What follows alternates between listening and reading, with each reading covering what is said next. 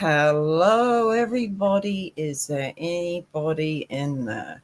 Eric, are you here, my friend? I'm here. I'm We've got present. four. Hello, Steve Sipos. How are you, my friend?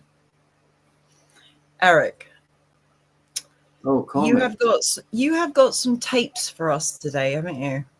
Yes, these are the uncut tapes that have been played by someone. Well, actually, um, they were played once before and they were more or Well, less hang on. Let's tell them who they are. These are tapes mainly of what? Jim Booth Rothstein, right? that I did in 2021. The first one I began in 2021, and I wish all detectives were like him. I wish I could get the others who frustrated me How to did you speak. meet him, Eric? All right, how I met Jim was I had told this story once before, but I don't think you heard it, and many people didn't. I was, it's a long story. It goes back to a chain link of meeting people one after the other. What happens is that I uh, I had been introduced to three people by Federal Bureau of Investigation Special Agent and Colorado private investigator Ted Lee Gunderson,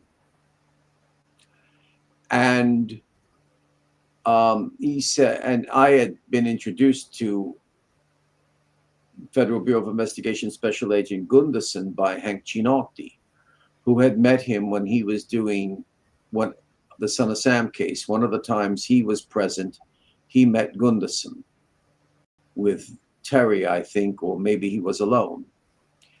So I called Gunderson using Colorado, and he says, "Oh, out your way."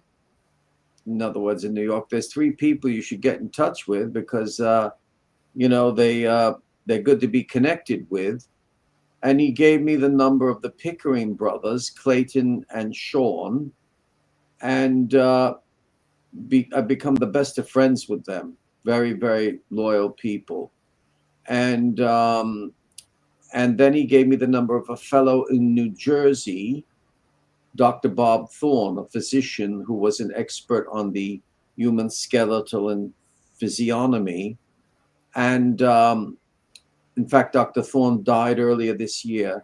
He had immigrated with his wife Mahini to India, and where in India I don't know. And she walked out and found him dead on the road. He had died of a heart attack. And Bob was a very kind man as a physician. He even helped a friend of mine out in San Francisco by phone. He was always kind. In fact, Bob Thorne, if I could just add, even got medical help for the scientist boy genius who was framed in the Wagon Hut, in Slaw, Octopus, Danny Casolaro case, Michael Riconosciuto. He's a good man. So I forged this friendship. I can never be superficial with people. And it was in 2004.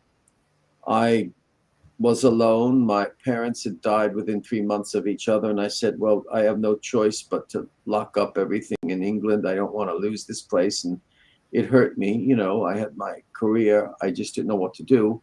So one morning, I'm in bed, and I had a portable telephone that I would keep near me, not a cell phone. And I get a phone call. It's between 8 and 8:30 in the morning. And it's Bob, Dr. Bob Thorne. He says, Eric, I hope it's not too late. That's how he would speak. I said, no, it's never too late. If I answer, there's no problem. He says, listen, I was listening to the Michael Corbin show. This fella is now deceased, Corbin. He died of a heart attack on the side of the road. And he had on a detective. And I was listening to this detective speak about things, and I said, hey, this guy's just like Eric. He's touching upon things. And he says, Eric, I think you better, call Michael Corbin. I didn't have a computer till 4 years later. I never had a computer till 2008. So I called Michael Corbin, and I made friends with him also. but he gave me Rothstein's number. And I called Rothstein, and we hit it off like a house on fire. And then shortly after, I'm good at connecting people. A Stephen Brady out in Illinois, who had to have armed guards protect him because he was investigating sexual child abuse in the church. And he loved his faith, but he knew what was wrong. I was speaking to him about something, and he says, "Oh, you better get in touch with this lady called Randy Engel, and she's in Pennsylvania." And I've mentioned her before. She wrote about sexual abuse in the church, an 1,136-page book, and she even proved the tie with the Cambridge spy ring. So I said, "Hey, you got to speak to this guy Rothstein." So I lost the interview in the flood, Perfect Storm Sandy. I believe I lost it, but it was fascinating. Rothstein and Engel speaking. So I forged this friendship with Rothstein, and he knew I could trust him, and we would get on really great. And Eric, do you think he ever thought that David Berkowitz was part of a wider network? Definitely. In your honest opinion? He definitely did. He definitely did. And it was outside of Maury Terry, because as I've told the story before, but it's worth telling it. And as you know, Rena, for all I know, you could be correct. You see what I mean? Because I'm not God, that Berkowitz was alone. But Jim lived out at Lindenhurst, a village here in New York. And he tells me that, there were reports of shootings going on in the city of New York, which would be the .44 caliber killer initially. And a forensic detective came to visit him at the Surfside, I think it's the Surfside Bar and Grill in Lindenhurst. And he later told me years later that this detective did things that they called in the New York Police Department weird cases. Weird. But he was an expert on forensics, Michael Caine. Now, the family name Caine, he doesn't remember. Not the Michael Caine. No, not the film actor. I think he'd run away. It's not his bag. But there's 9 different phonetic spellings for Caine. But I never knew it. And this fella came in from the city. He knew Jim lived in Suffolk County. It's not one of the 5 counties of the city of New York. And he said, "Jim, I trust you. You're the only guy I can speak to." He says, "Jim, I got to tell you something. I just know it from reading what I read and hearing on the inside." He says, "Jim, you know those killings that are going on?" He says, "Yeah." He says, "Jim, that's not one person. There's something that's just not right, Jim. You mean the Sam shootings? Yeah." He said, I don't know if at that time it had gone from .44 caliber killer to Son of Sam, the name. But he said, "Jim, I know it's not one person alone." What made him think that? Just his instinct. Just his instinct. Would he think that about other serial killers? What was it about David's that made him think, as opposed to someone like Ted Bundy or Jeffrey Dahmer?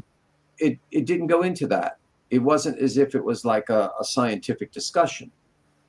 He just related to me what that man said. You see, a lot of these detectives are highly instinctual. It's like the difference between a dancer and an actor.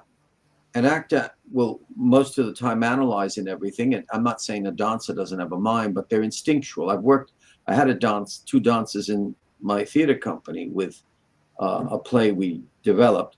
They're very instinctual, and it wasn't as if,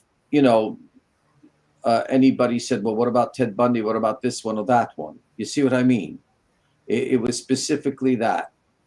And that was... So you've kept in close contact with Jim Boots Rothstein over the years. You've stayed close friends. Yeah, I helped him out speaking to a Dr. Elizabeth Gershner, a German woman who was a doctor's divinity. She didn't like the changes in the church, and I had an international call between them.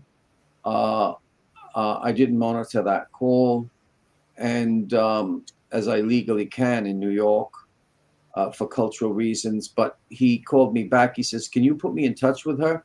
It healed him because so many people, even maybe a sibling or two of his, he comes from a family of 11, and his second wife, Maggie Rothstein Casey, comes from a family of 11, and he's German American, Jim. Roman Apostolic Catholic. He loved the church the way it was. He said his proudest day was as a young man leading the church out with a big cross from the church in Minnesota where he came from. And he knew what happened with the church, the changes and everything. And then later on, I put him in touch with a fellow called Robert Merritt, who was a lover of the bisexual Karl Schaffler and the whole Watergate thing. And he said, "Where the heck did you meet this guy?" Merritt since has died.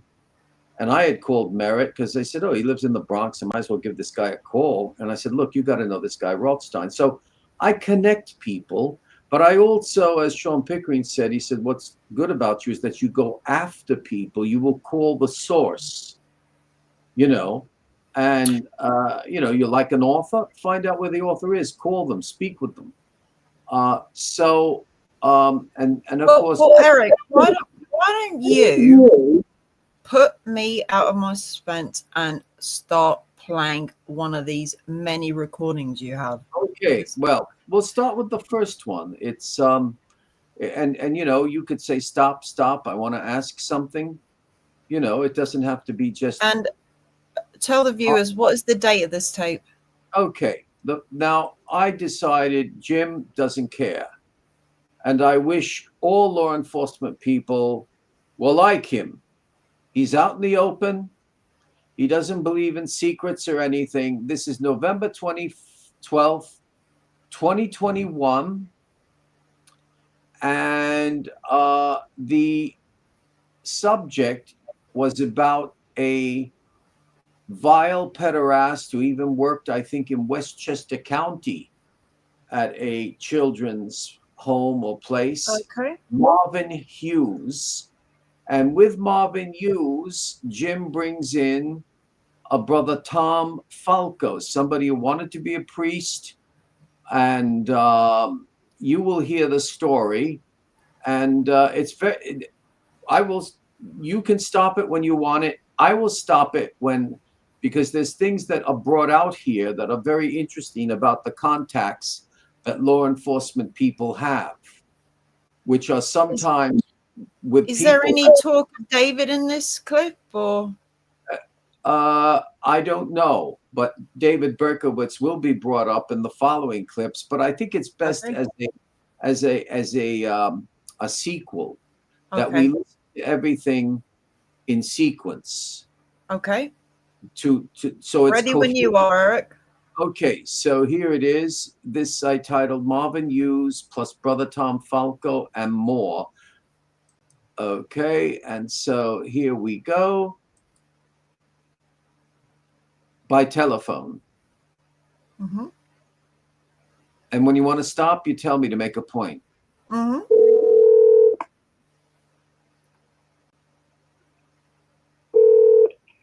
Hello. Oh, good afternoon, Jim. Eric. Just a short call. How are you and Maggie? Pretty good. Nice and cool today. We had snow. Yeah, they said there's going to be a big blizzard coming in Minnesota and South Dakota. Listen, I wanted to ask you something. I got to run a name by you because I'm really getting involved in this whole thing. And Marvin Hughes. Yeah. What do you remember about it? Marvin Hughes was with Brother Tom Falco when I got word that they were going to be killed. And me and my partner went there and told them that they were going to be killed. And I never saw or heard of Marvin Hughes again. Okay, right there, Marvin Hughes, despite the fact, Rena, that he was a pederast and criminal, there was a tie he had to him, I think, of getting information. And as you can hear, because Jim was also in intelligence, the word was out that they were to be murdered. And so he let them know that and saved their lives. Okay, keep going.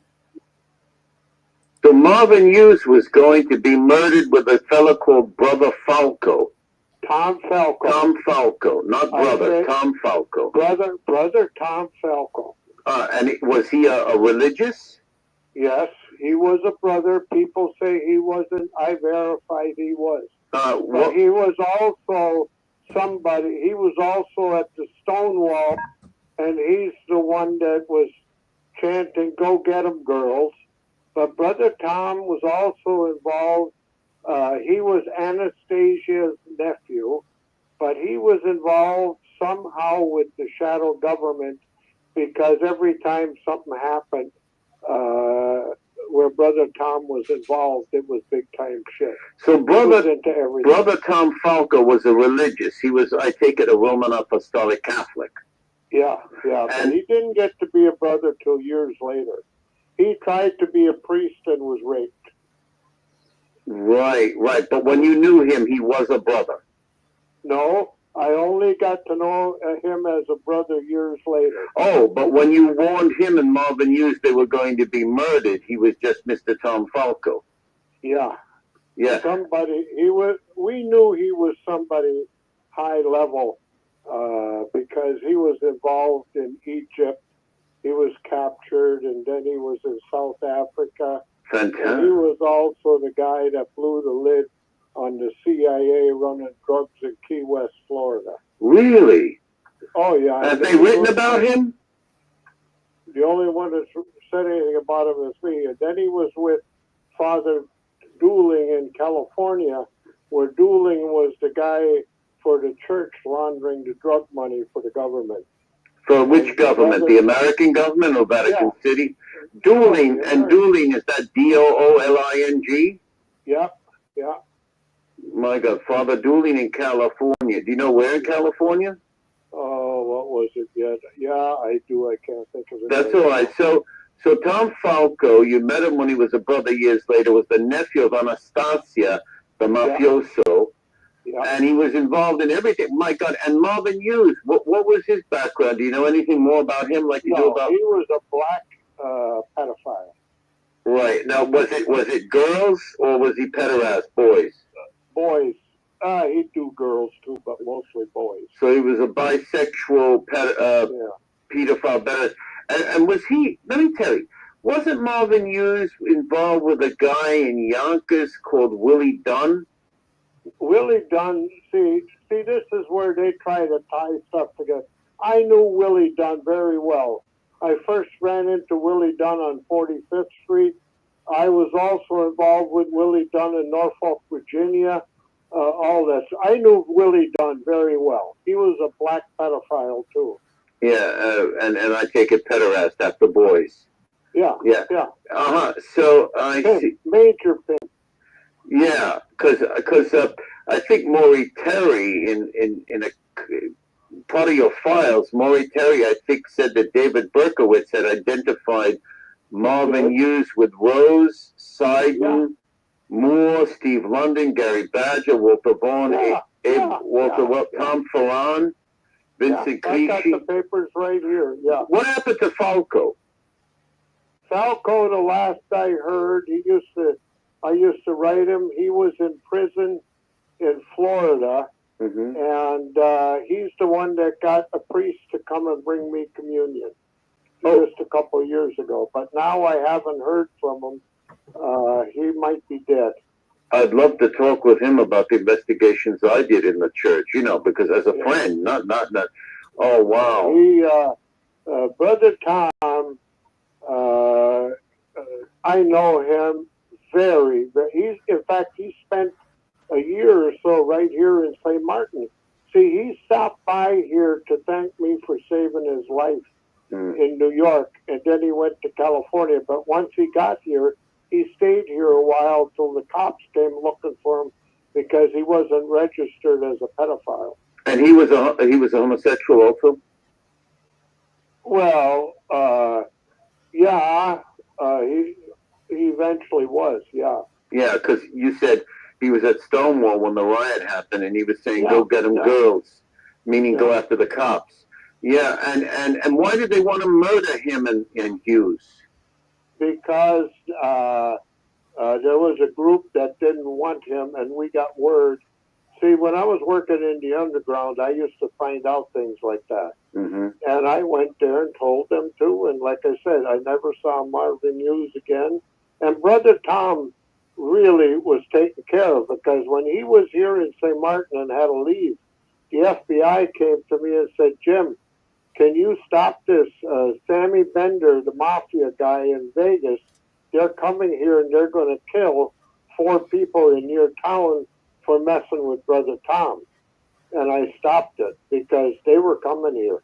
So Sammy Bender from Nevada was sending people to kill 4 people in St. Martin, who wanted in St. Martin, Minnesota, because they were after Tom Falco.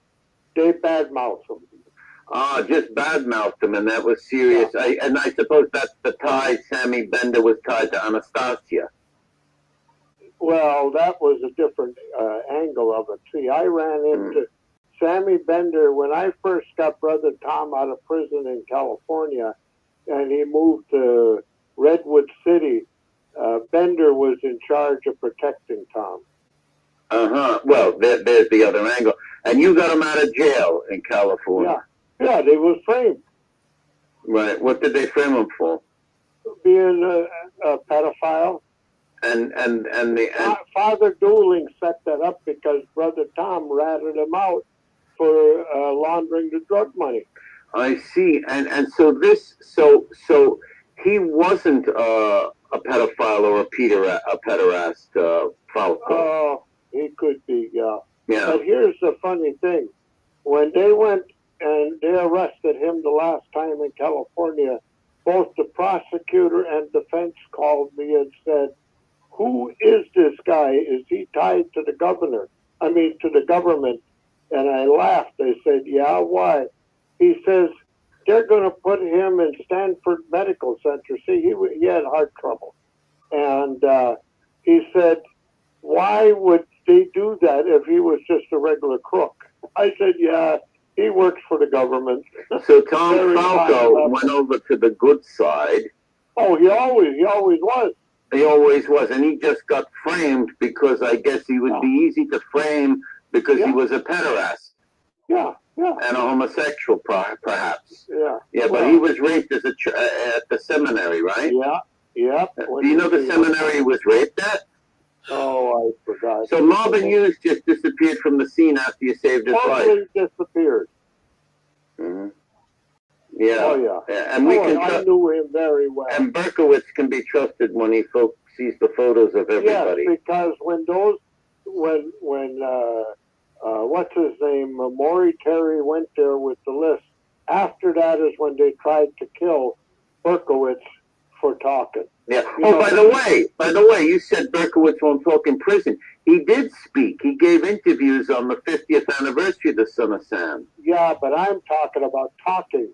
Oh, in other words, not a conversation, revealing, revealing that he can identify photos and this and that. That's why when he was doing that, they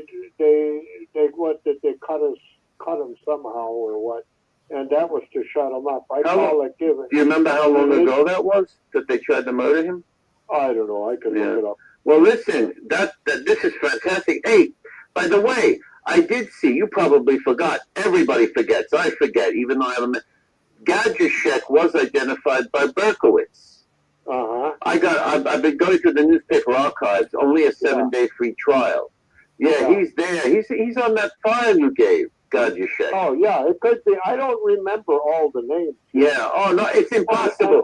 You know why? It's like I said to Manny Grossman, and he's admitted this thing is overwhelming when you understand that the Son of Sam case is a metaphor for everything going on. The Son of, you got to remember. It's a front. Yeah, but look at who gave it the name Son of Sam. The newspaper reporter from the Post. Yeah. That wasn't Breslin, was it? No, the other guy. The other guy, yeah, of course. Well, they got to sauce it up. Yeah, but see, Eric, this is, first of all a cover-up. Because when I went out there in 1996, Baresi, the chief of detectives, who had been the chief at that time, when he heard I was there, he told Don Mounts, a New York detective, get that fucking Rothstein out of New York. If he starts going into this, it'll blow everything wide open. Yeah, in other words, when you went to Yonkers. Yeah. That was in Yonkers, yeah. Well, you know what it's similar to? You got to remember New York. New York isn't the Bronx. I know. I told that to people when I was on the show last Monday. New York is not just Manhattan. It's all of New York and connected to the tri-state area. And, of course, Jim, once you get to New Jersey and Connecticut, you go to state after state after state. You just mentioned Minnesota and you mentioned California. And then you go out of the country. Yeah, I know, and that's what I did. That's why when I was working this, I could travel anywhere I had to. With normally you got to get permission to travel. I didn't need permission. Yeah, people don't know what I did. Hey, I know. I've known for years. God bless you. I've always spoken highly. Hey, Jim, an idea came to me. I'm slowly reading an authentic historical work by Dominic Stretfield on brainwashing, the secret history of mind control. Yeah. Do you think that apartment, given that the National Security Act was called for Tippy Richardson, and you could never prosecute him, and Len Stewart of OPEC, and there was a surgeon. I'm thinking of how they murdered they were pederasts. They were heterosexual. It was Dr. Chesty. Yeah, they murdered those children. One survived. Do you think that could have been like in 1957 in California and New York? A detective working for the Central Intelligence Agency, George White, he had another name.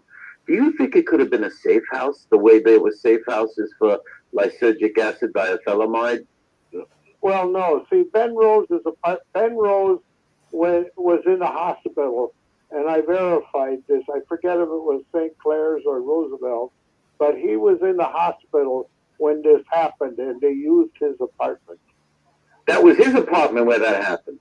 That's right. And of course, you were right, because when you said when the heterosexual or the bisexual abuses the child, they tend to be sadistic by mutilating them, killing them, harming them physically. Yeah, I've been trying to find out where Tippy Richardson is. There was a John H. Richardson, but that's not the same man. I don't remember. I think, like I said, if you read in the book, I tell exactly how I identified him. I know. I gotta go back. Your book is wealthy. It's to be slowly read and made notes of. You know how many people don't know how to read that book? Look, people today don't even know how to read something on the back of a bottle. Yeah. The ignorance we're facing today, Jim, is frightening. Well, look at the thing with Eaton Pats.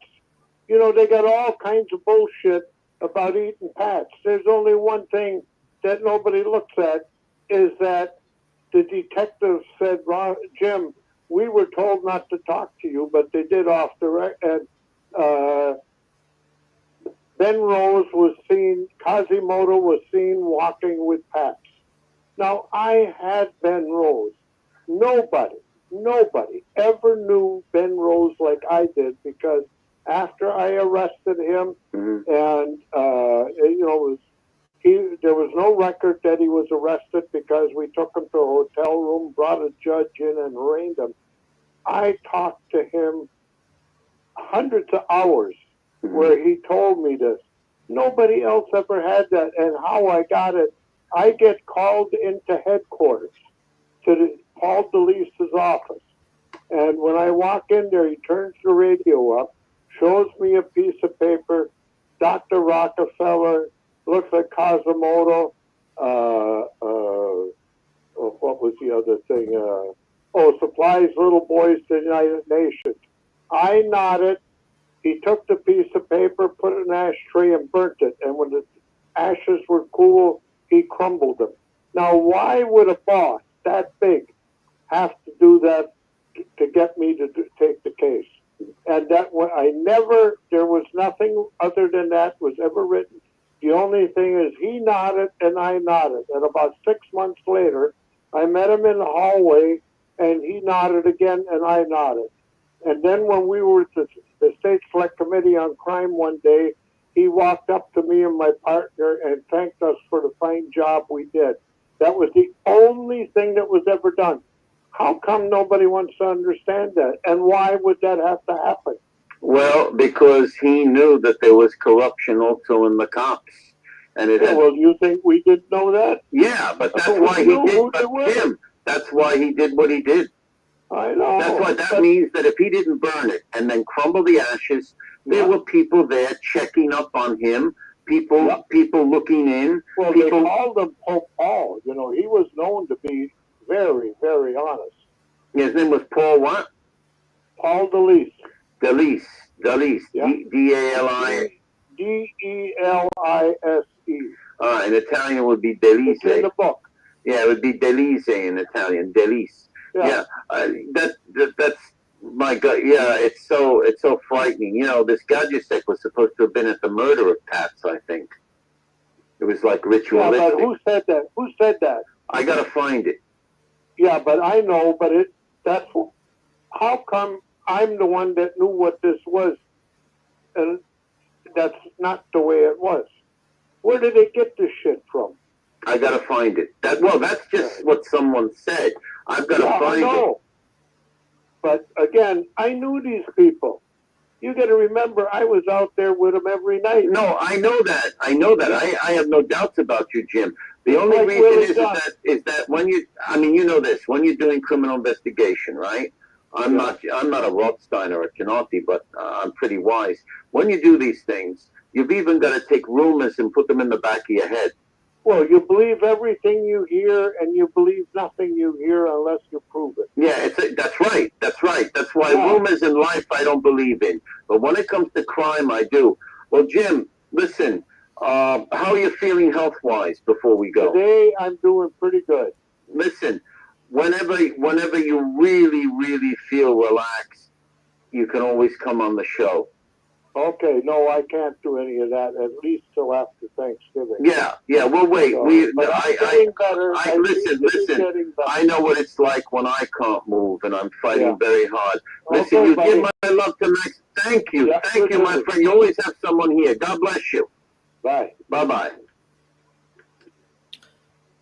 Interesting.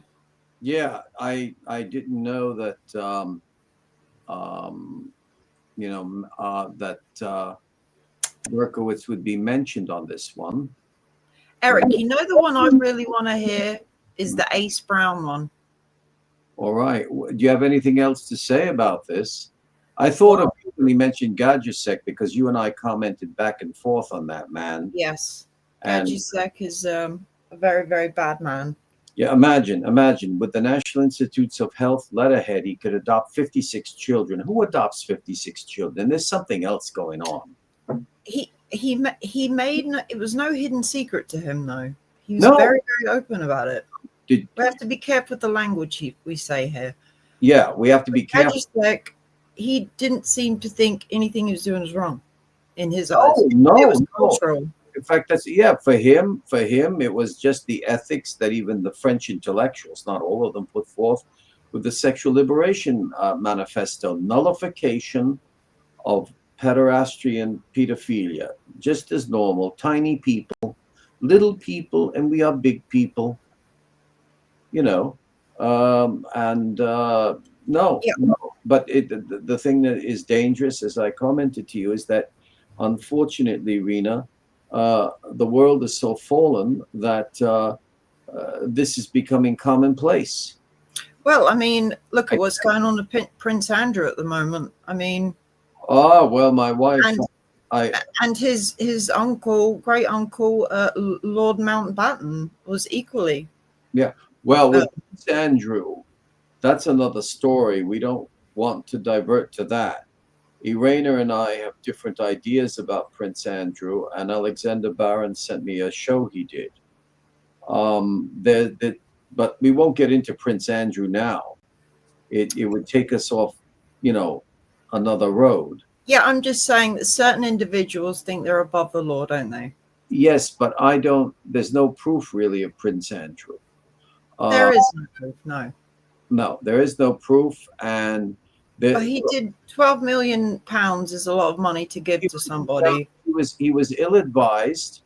There's a lot of fear. There's a lot of pressure at that power level, with the powers that be, finance, the monarchy, all of that, because as Irena said, well, what about all the times President Bill Clinton and Bill Gates were on Jeffrey Epstein's plane? How come they're not focusing in that they should give this up? They should do this. They should do that. There's a motive that they're going only after Prince Andrew. Now, Ghislaine Maxwell said that the photo is a fake. It's touched. No way. With that girl. But I've seen that house in Belgravia. Yeah. Well, they can do fantastic things. Let's put it this way. Let's be cold. We're of the Anglo-Saxon legal system, innocent until proven guilty. This guy hasn't even had a trial. I'm suspicious of the hysteria where people overnight are taken off their shows, their careers destroyed. And as Irena has said, why don't they go after Prince Charles, who was friends with Jimmy Savile? Why? Yeah. Yeah, we're not saying. And the Queen. Yeah, we're not saying guilty, and we're not making anti-monarchy statements here. But the fact is that it's when you see one person being used, most of the time that person maybe had an association but was not of the crime, and the others who were of the crime never get touched. It happens. So you want Ace Brown? Yeah, I would really like to hear that one. Yes. Okay. It's been a while. Here it is, Ace Brown and Rothstein, which includes also talk on Kevin Murphy and Maury Terry. Everybody's very quiet today. Where are you guys? Yeah. Come on, speak up. Yeah, they're very quiet. And maybe they're watching the football, Eric. Oh, is this the oh yeah. Well, I tell you, I think that sometimes you'd be surprised how many people will tune in later. Yes. But, that's what's good about lives. Hello, May. May Zelish. How are you, May? Yeah. And Steve, yes, everybody, believe me, you'd be surprised how many people are listening. And you can't go by comments and this and that. It's very strange. No, by even numbers. So you want the Ace Brown, the first Ace Brown? Yes, I think I've only heard this once. Okay. And it was swiftly removed from YouTube before I could listen to it again. So, well, I'm free. I give copies to anybody who wants. It's information. It's culture, and I don't keep. I don't make them a deck of cards that I want to keep close to my chest. we're grateful for everything you have in your little stash. Okay, so now that first one was in November 12th of 2021, and this one is November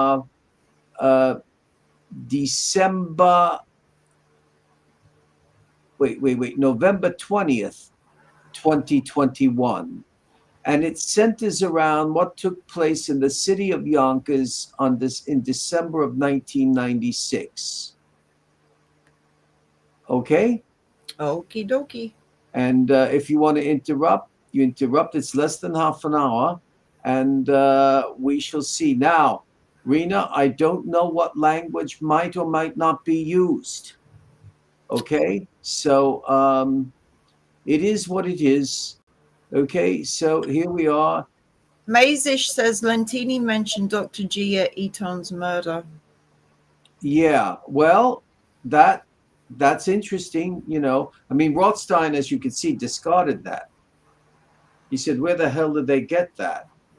But I did not know at that time of John Tiny Lentini there. And the only time John Tiny Lentini had been mentioned was not as broad spread as in these last 2 years. When I spoke, by the way, with Joshua Zeman, he thought that whatever tapes he listened to about Lentini and Potts, he didn't give the credibility. If I recall what Joshua said to me, and if I get it wrong, I hope he says, Eric, I'm going to correct you. But it's as if that everything is truly credible that Lentini told Codella. But Codella's tapes were destroyed in 9/11. He worked later on with intelligence in one of the towers, and everything, all his files were destroyed. Whereas there was an illusion that other tapes were not that credible, but that's Zeman's opinion to me. And if I'm making an error with what he told me, or he wants to change something, I don't mind. We're not all perfect. But here it is. And this was, let me see, I want to get the right date. So the G-Man says, when do we get to the part when Rena realizes that these tapes have no bearing on the Son of Sam? Okay. This is Manny, by the way, just trying to get one comment in before I'm blocked. Lol, Rothstein, are you joking? Well, I'm sorry, Manny. It's these tapes do have great importance, and if you don't see that, fine. Your problem is that you always wanted on a silver platter the exact facts so that we could say this is what the Son of Sam case is, this is the whole fact, and it doesn't work like that. It just does not work like that, you know. And anyway, May says it's in the Sanders collection. What's in the Sanders collection? Oh, the Ed Sanders collection. What would that be, Mezish? The Tiny Lentini. Oh yes, the Tiny Lentini transcripts.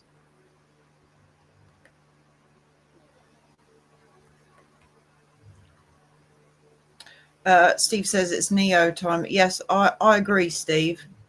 Where are you, Neo? Well, if you only saw how Rena and Neo used to make fun of you, I have tons of screenshots. Sad man. And Eric used to call Neo a gavone. He means he's thinking cafone. Yeah, let's not pay attention to that. Manny. Why don't you roll the tape, Eric? Yeah, we'll just roll the tape now. And but anyway, thank you, Manny, because you're showing that this show really is important to you, or else you wouldn't be here. Aha. Okay. This was made 8 days later, from the 12th to the 20th. Drum roll. Now, like I said, I've only heard this tape once. Yeah. Eric, I see you called me back yesterday at the 19th minute past 4. I don't know how I didn't get the call. I might have picked up and it was a glitch. How are you? Good. Yeah, my phone the other day when I picked up, there was no noise. Oh, so, you know what it could be? There's a weather temperature coming your way.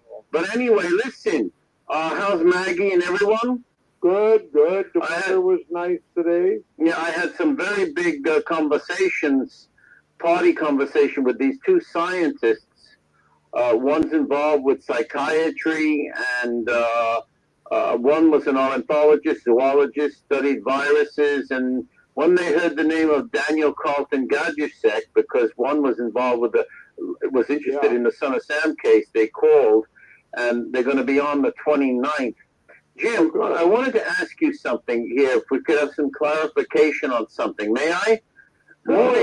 Molly Terry made a file for you, which you had sent to Manny, and it was the privileged Rothstein file, December 11th. It was a small part of it. Yeah, it was somewhere else. I've got some more information, but I haven't been able to find it. Oh, that's great. That's great. But you sent about 35 to 40, but the privileged one is only about 6 or 7 pages.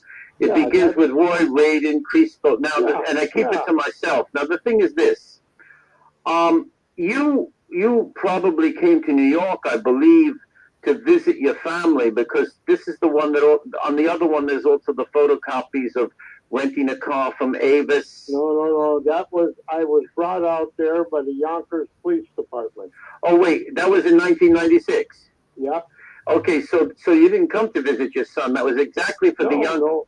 Okay, so what I want to clarify is this: December 7th through the 11th. That's the dates I have. 7th, the renting of the car. Terry wrote Jimmy Rothstein. I only knew you as Jimmy Boots from that lovely lady, Sarah Westnall. But nevertheless, he wrote Jimmy down, repeating part of the file with the pics identified by David Berkowitz. There's Ben Rose, Marvin Hughes, and so forth. And then there's Dr. Gadjusek, Palmer Drive, by the Sawmill Parkway, and notes. What I wanted to ask you is this. So you were brought out, this is something I was trying to find, by the Yonkers Police Department, but who was it then? Was it at that time that you did not participate in investigating then? Because you said there was a Detective Delise who said you're not to have anything to do with this. No, the guy that didn't want me, and it was Baresi, the chief of detectives, who was the chief of detectives at the time of the Son of Sam shit. Baresi. Baresi. Yeah, whatever. That's not De Blasis. Yeah, whatever his name was, and he told Don Mounts, who was a New York cop, who was also involved with this when I came out there. And he told them, get that goddamn Rothstein out of here, because if he starts talking, this whole thing's going to blow up. Okay, so I just want to clarify, because last time you said Delise, and No, Delise was the guy that called me down to headquarters, and when I walked in, he turned the music up, showed me a note, Dr. Rockefeller, looks like Cosimodo supplies little boys to the United Nations. And this is the New York Police Department. New York headquarters, police headquarters. In Manhattan. Okay, that was back in the 70s. Okay, so he was not against you. Oh, hell no. Okay, so he was the famous Delise. Was he Paul F., the one who also backed up detectives David, Dirk, and Frank Sefico, who was then made a chief of police in Bronx County? I don't know where he got made. I see. Okay, that was it. Because I thought, so a guy called Barasio, probably maybe of Yonkers, said, don't allow Rothstein. No. The guy that said was the former chief of detectives from the New York Police Department. And his name began with a B. Yeah. Would it be something like Barrasio? Baresi. I don't remember. Okay, no, that's all right, Jim. I'm not trying to bother you. It's just that I'm onto something here, and this thing is becoming very big, and it's all in your honor, Jim. Nobody's, they all. Now, in the 70s, it was Barasio who prevented you from going to Yonkers. No, nobody prevented me from going to Yonkers. What did Barasio say when he said don't have Rothstein? No, this was in 96. Oh, in 96? Yeah. Okay, so... He told them to get me the hell out of New York. I see. The chief of police of the New York Police Department... No, the chief of detectives. The chief of detectives. Yeah, he had been the chief of detectives when all of this was going on. Okay, and he was retired too. Okay, but he was the... Oh, so in 1996 he was retired, but he told them, don't have him get involved in this. Yeah, because, he knew I knew the whole story. And he didn't want the story out. Well, why not? No, they didn't. That's why they had to... First of all, that's what the whole fake thing about the Son of Sam is. Yeah, but was he a rogue cop? No, but there was all this other stuff. You got to look at the Luckenbach had been murdered, Shelley Bloom, all these murders, and they were all covered up. So in this is a list that Maury Terry gave to you of all names and everything. No, what I did is, if you look at the one part was a police report, that we gave where the names were on, and he took them to Berkowitz, and Berkowitz said yes, this one, that one. And Oh, I see. So in other words, the large file where the police reports are, where it even says Ben Rose was given Nevada, Maury Terry took that file, went to David Berkowitz, and Berkowitz identified all the people that were tied in with what was going on. So that's what it means. That's what it means. Like, so that's what it means by pics. Yeah. Not that they were pictures, but he picked them out.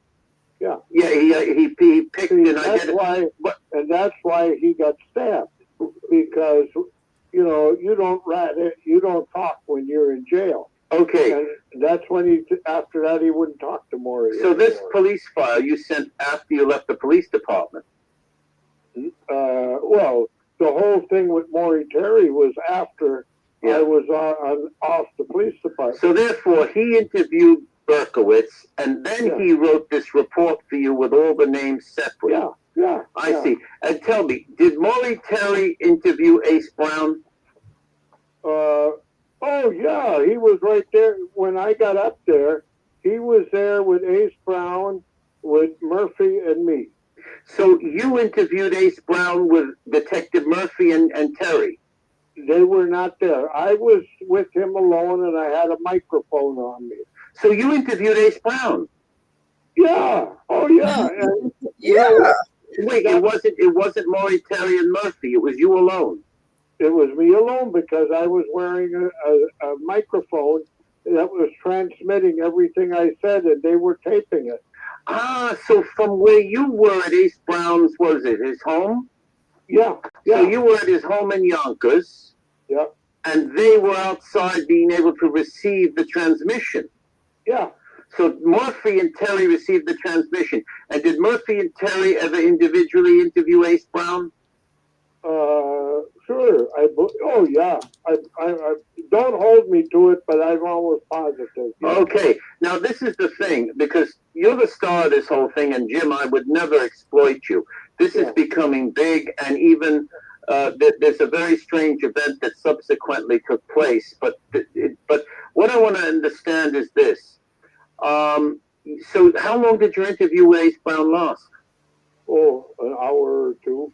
Yeah, and he was congenial, very open. Oh, yeah, he told me everything. Yeah, and he told you about... He also told me about Colin Powell. What about Colin? That's when Murphy said, Jesus Christ, Rothstein, can't you ever do anything without starting a world situation? Is Colin Powell involved in something? Yeah, he was the guy. Remember when they had the hostages in Iran? Yeah. And they gave him $40 million worth of military equipment, which came out of the armories in Europe. And Colin Powell was the one that replaced all those weapons. And that was on the tape. And Ace Brown all over the country. How did Ace Brown know that? Was he involved with it? I don't know, but I talked. Huh? Was he involved with that? Yeah, sure. Well, you got to one thing, Eric. You knew when you're in this, you learn all this shit. And I interviewed two of those hostages in Bangor, Maine. Mm-hmm. Yeah. Oh, yeah. My God, that was horrible. Now, when you were with Ace Brown, can you remember this Gajashek, this doctor? I don't remember. Yeah. Because you said this. I know the name, but I don't remember where he fit in. Because I gotta get the right thing. There is somebody who made a statement. I know you said Ben Rose was walking with Eitan Potts one day. I was one of the detectives said that he was walking with Eitan Potts. There were two detectives that called me. They both said one was in when it happened, and the other one it was in 2002. And both of them said, "Don't ever tell anybody that we called you." See, the first detective that called me when it happened, I had been taken off the street and put in a room in headquarters with no phone. And then somebody made a connection, and I talked to the guy. That was when it happened, that A-Town Pots. Yeah, and then years later, another. Yeah. What, 2002 you were first told? No, the first time I was told was when it happened by the detective that called me. Right. Do you remember his name? Not right now. Yeah, and then you were told again by another detective in 2002. 2002. But did Ben Rose ever tell you he was walking with A-Town Pots? No. And what about Ace Brown? Ace Brown, did Ace Brown ever mention A-Town Pots? I don't know. I'd have to listen to the tape. You have the tape? Kevin Murphy has the tape. That's fantastic. And Ace Brown can also confirm that there were murders in Houston. I think so. Yeah, he also had the stuff, the woman that lived with him was tied into this, and I can't remember the name. Yeah, because here he said, did Ace know Fran de Blas's partner, John McCabe? He was I think he was the friend of one of the detectives, who was, McCabe was the ex-husband of Wheat Carr. Yeah, I don't remember this. So in '96, you were not prevented from investigating. No, because in '96, the Yonkers Police Department, you saw it was right there. They had me come out there. It was not the New York Police Department. It was the Yonkers Police Department brought me out there. Oh, and who do you know? Who actually in that department? Eric, pause it. About you, Kevin Murphy. Great, Kevin. I've seen a letter where Maury Terry was asking Yonkers Police Department for funding for Rothstein to come out and investigate. So somehow he must have got the funding for this.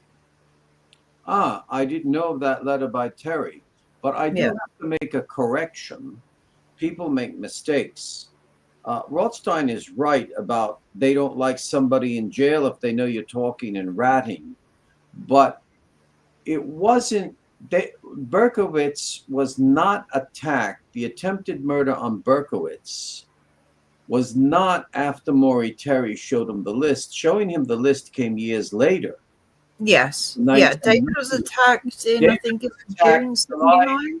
July 11th, 1979. Yes. And according, he gives two different answers that I know of as to why he was attacked. Yes. One he gives to Dr. David Abrahamson that he willed it. The other one, I think it's in Dr.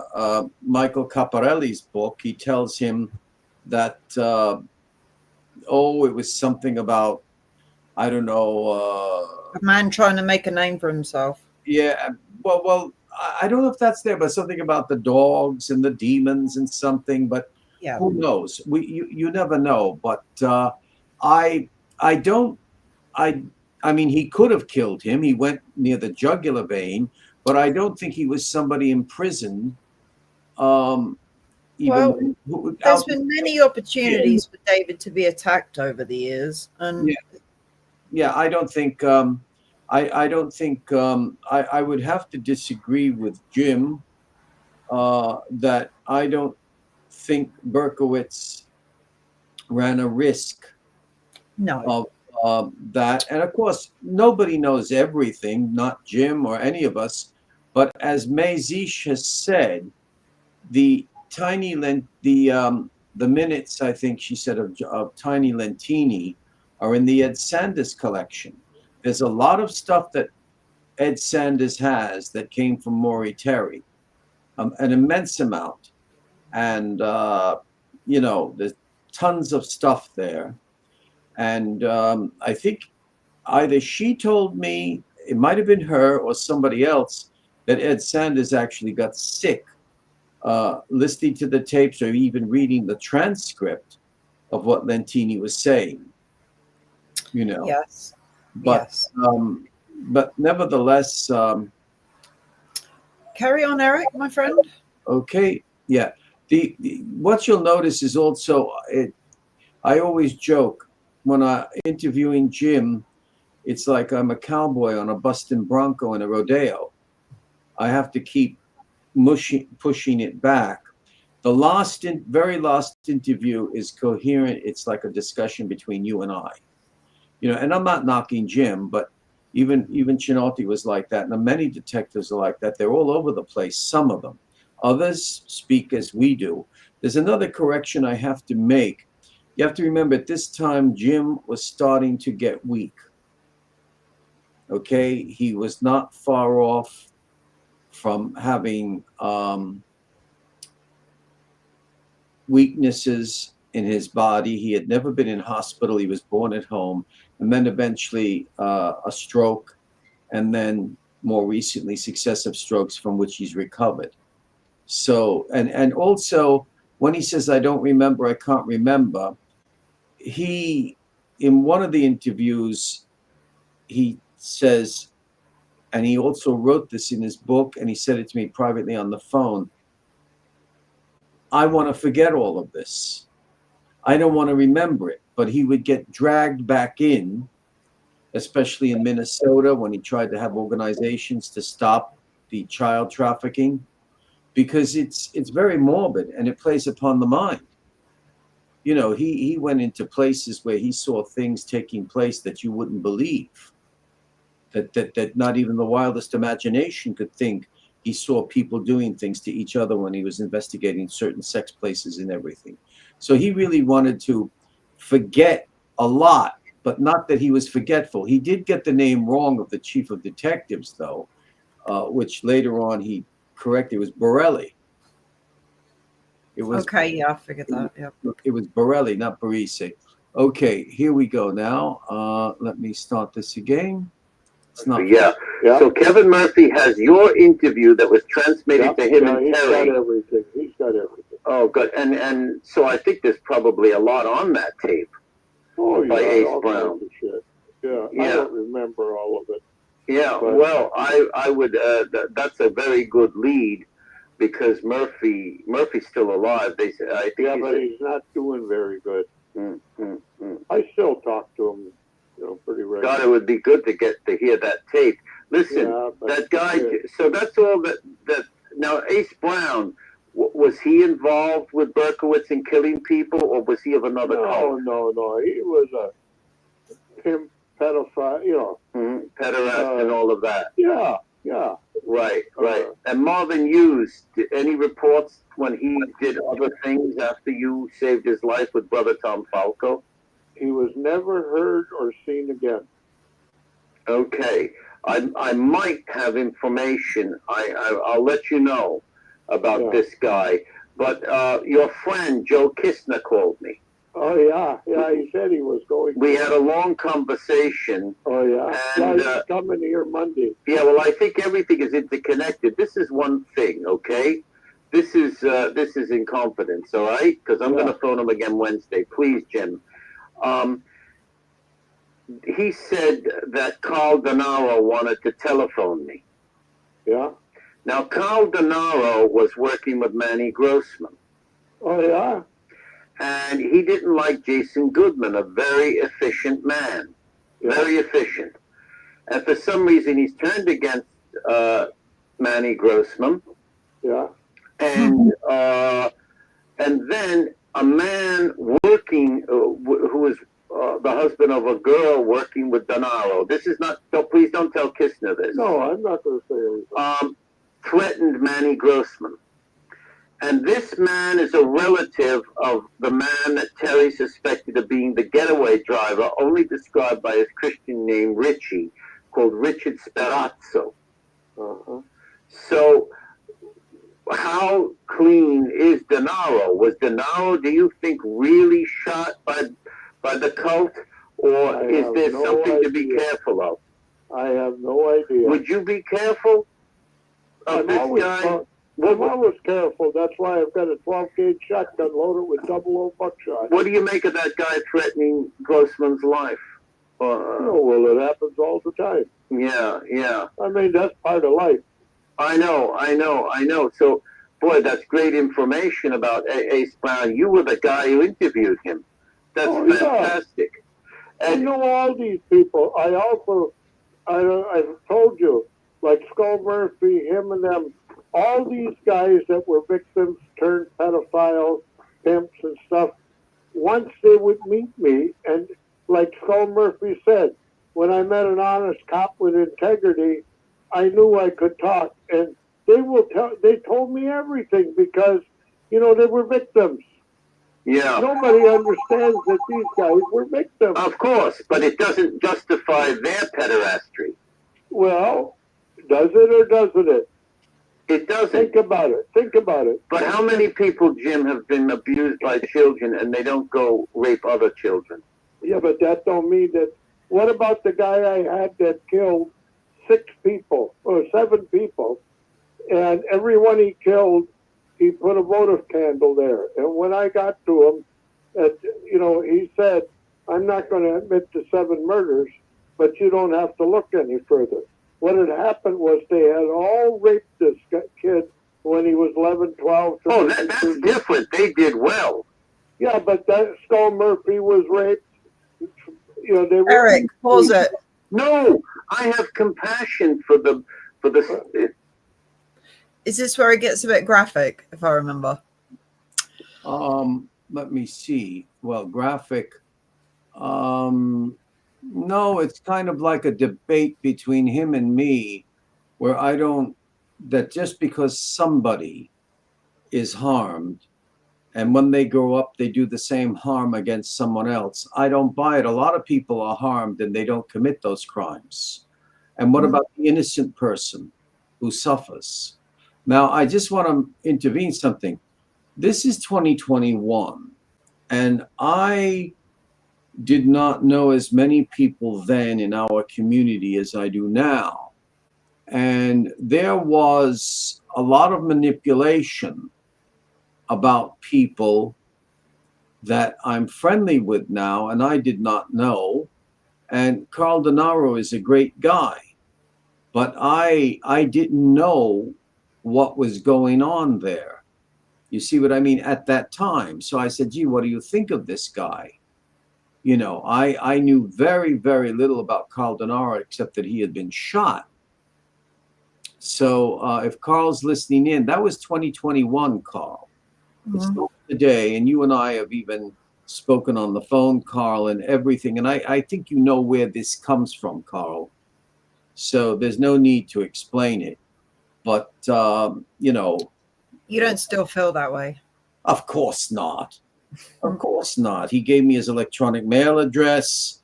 I think he's written a great book with Brian Whitney. The man has suffered, along with the Keenan family. They want closure. He has been, in many respects, I think he's been tortured by David Berkowitz with the Changing Stories. You know. Yeah, I agree. You know, he's a living martyr of the circumstances of, well, there's still a mystery there, as Rosemary Keenan's sister, Mrs. Joan Smith Keenan, wrote. You know, she says, we want closure, we want closure. I don't think there will ever be closure. I don't think we're ever going to know the full exact truth of every single thing. And, you know, but I don't think this gets graphic. Mind you, I didn't want certain words to be mentioned, but I did not remember a certain word being mentioned quite often, Rena. You know? And so. Well, carry on, Eric. Yeah.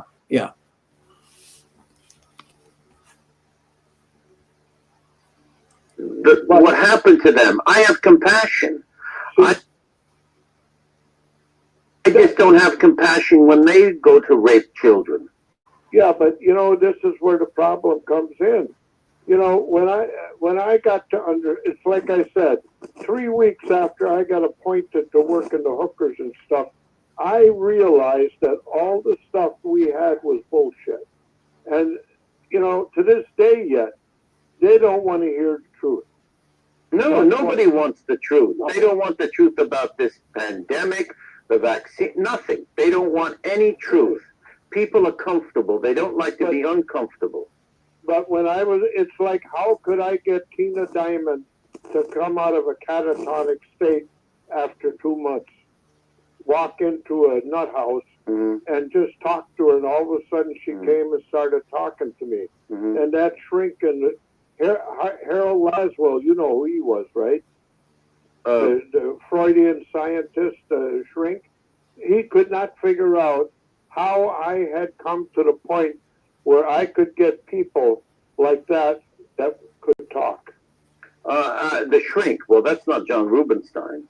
No, that was Harold Laswell. Harold Laswell. Oh, yeah. Harold Yeah, Laswell. the Freudian scientist. He had studied under Freud. Well, that's because you have a quality of speaking. You're a congenial guy. You don't come in and say, listen, you bastard, if you don't speak to me, I'll knock the shit out of you. You're a good man. Yeah, but I was honest. I didn't screw That's them. right. I didn't take That's their right. money. But They listen, knew me. Jim, I don't want you to misunderstand me. No, I have compassion for the people who've been abused, but yeah. I don't agree if they fuck a 5-year-old boy. Oh my God. Well, I don't agree with any of That's that. horrible. The thing is, I'm Yeah. sorry, Rena, I didn't know that was on there. Yeah. I hadn't heard it for 4 years. I think we'll end that tape there. What else have you got, Eric? Well, oh God. Have you got any other ones that mention more in the way of like Son of Sam, David? There is, well, I would say, let me see. Because you've got several there, haven't you? Well, there's another with about Ace Brown that I'm trying to read what the title is. It's like a relationship of Ace Brown. Oh, his relationship with Ace Brown and the connection in any way to David Berkowitz in the Process Church. Oh, that sounds interesting. How long is that one? That's 22 minutes. Okay, play that one. You want And this? I think that'll be our last one, Eric. Yeah. And, you know, on the last one, he says, no, I never investigated the Son of Sam case. Right. Okay. All right. These are historical documents between you and Jim Rothstein. Yeah. That is my motivation for playing these. Oh, hi. Good afternoon, Maggie. Wait a How minute. are you? What were you saying, sweetheart? I was just saying, I apologize for any offensive language used. Yeah, we didn't know it was being done. And if anybody is curious, it's with compassion for people who suffered. It's not exploitation or trying to stimulate people who have a morbid fantasy with crime, about crime. Yeah. Okay? So here we go. Well, I'm fine. Let me get Jim for you, okay? Okay, sweetheart. God bless you. Oh, thank you. You too. Just a moment. All right.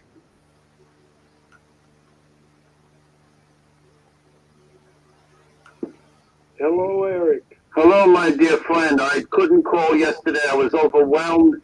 One thing after another happened. My boiler went, and I didn't have to get a new boiler. $1,500 eventually will be better than $10,000 to $13,000. Yeah. You I know, how that goes. Jim, these are just a few questions, if I can. This was January 28th, 2022. Okay, 2 months later, more than 2 months later. Important because the connections are murky. You're not murky. The connections are, and page 135 of your book made my mind work. Okay? Now, just one thing. When were you made a detective? 1971, I think it was. Okay, so that's actually the final year that as a police officer from 1967 to 1971, you were a plainclothes anti-crime patrol investigation and undercover surveillance. And I was on special assignment in '68. I got put on special assignment where I basically was cut loose to find out what was going on. Okay, so you were like almost what we could call a special agent. Yes.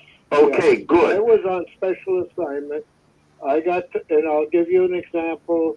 The very first night, I was sent to infiltrate on 43rd Street, right down from where Shelley Bloom and them had the sanctuary, a couple of doors down. There was a meeting, and it had to do with alcohol, liquor and cigarette, tobacco and shit like that. And I was set to infiltrate that. And when I saw what they were doing, and I got out about 1:30 in the morning, and I called this captain who I had just met that morning. And I was going to tell him, and he goes, "Wait a second, Rothstein." He says, "That's for you to know. If we want to know, we'll call you and ask you." And that's how I got put on and how I worked after that.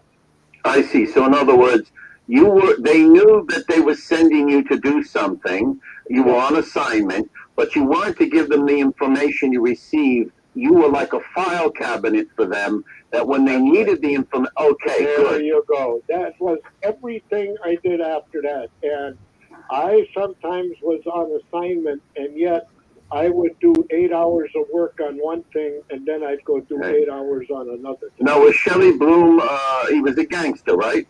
Shelley Bloom and Seymour Sidon ran gay disco. Oh, so they were like Matty the Horse Yanello. They ran these homosexual. Well, Matty the Horse was like over them, but Shelley Bloom got killed, and this is one of the things that kicks back to why they used the Son of Sam to cover all this shit up. Shelley Bloom was killed by S0N West. S.D. West. That's another person. S0N West. Oh, S0N West. Yeah, she also was there when they killed Luckenbach, the shipping magnate, her and Lee Berliner. There's another one, and when Luckenbach was killed, it was written up as a heart attack. Except, again, one of my things, like in that case, I got information that said where to go look where the bed sheet was to S&M, and they had tied him down, and then he had snorted coke, and they inserted an amyl nitrate, which made it look like a heart attack, and it was a murder. And we actually found the bed sheets and stuff that he was tied with. You could tell they had been knotted. And these two women's name were S0N West, and the other one? Lee Berliner. Lee Berliner. Right. Now, this is what this this is another example where these paranoid people in power said, let's stir up publicity for the Son of Sam. Nobody will ever focus on these other crimes and look for the truth.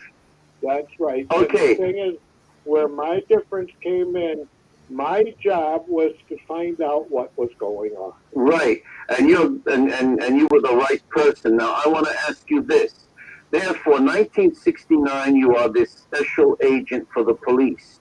Now, in 1969, when you went to the building in Untermeyer Park and Gardens and you saw where the satanic rituals were for animals and human beings, did you go alone? Or I was alone. Okay, and did you go also in 1969 to the park in Bronx County, Van Cortlandt Park? Most certainly. You were alone. But they were right there. Yeah. Yeah. Now I want to. Now was it now on page 135 of your book? The reliable source is Mr. Ace Brown, and he informed you of Untermeyer Park and Gardens. Did he also inform you of Van Cortlandt Park? Yeah, but there were, we had also, now you can remember at times I did have partners. There was times I would have as much as 100 detectives working for me. Right, right. But, yes, others had also told me about it. Right, but about what? Untermeyer? And Van Cortlandt Park. Right, and you got to remember Pelham Park was another one. Pelham Park, and you went alone to Pelham Park? Yeah. So you went all alone to Untermeyer Park and Gardens, Van Cortlandt Park, and Pelham Park, and at all three you found the same ritualistic designs and setups. Yeah. Okay. Now, what I want to ask you this though, in your book though, You say in the year of 1969, the reliable source, Mr. Ace Brown, told you of Untermeyer Park and Gardens. But now you're telling me he also told you Van Cortlandt Park and. Well, he told me all kinds of stuff. You got to Right. remember. No. See, this is the part that nobody's picking up on. No. I had all these people, the Skull Murphys and them, Polly Marcus and those guys. These guys had all been victims, and when they got to know me and they realized I was honest and had integrity, they would tell me everything. I know, because you were kind of like the person that they could open up to. There you go. Right. Now, I want to focus on Brown for a reason, though. And I know about Skull Murphy and everybody because, your book is fantastic, and we've been friends now going on 18 years. I can't believe it. When you mentioned specifically Brown, how did you meet Ace Brown? Did he come to you, or did you go to him, or did somebody introduce you to him? No, it was the street. I met him on the street. I got to know the street people. In Manhattan? Yep. And, the Bronx, Manhattan. No, but where did you meet Brown, though? Where on the street? Manhattan or Bronx? Or I think Ace Brown mostly up on Broadway up there, and then down on 8th Avenue. And on the east side, too. Right. And why did Ace Brown give this information to you? Well, why wouldn't he? Yeah. No, I'm just wondering. I'm just. Oh, it was just. Why did any of these people give me information? God, I'd be walking down the street. Eric.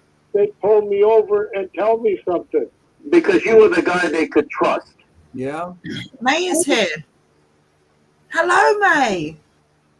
Hi, Rena. Can you hear me? Yes. Hello. Hey. Hi, love. Hello, dear. How are you? Thank you for coming. Sure. I can answer those questions easier than typing. Go ahead.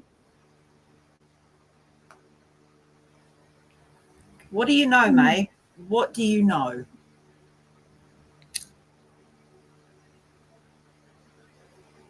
What do you want to answer, May? Can you hear us, May? I think she's Yes, having I can hear you, but I think I might be getting an echo. I wasn't prepared to pop in, but I couldn't help myself. You're perfect. We don't hear echoes here. Awesome. I wanted to respond to there was a question about Lantini and how did that influence. Yes. Can you hear me? Yep. Yeah. Okay.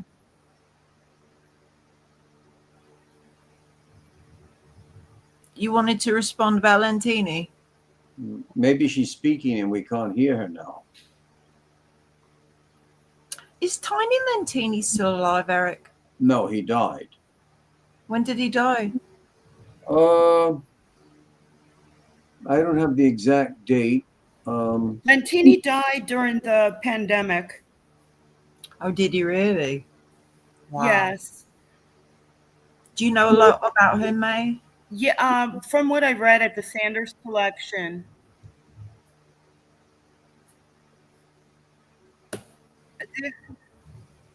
the tapes. I'm so sorry, I'm getting an echo because I don't have my headphones on, but I'm just going to quickly say this. Is that he named all the people he knew that were at the death of Eton Patz, as well as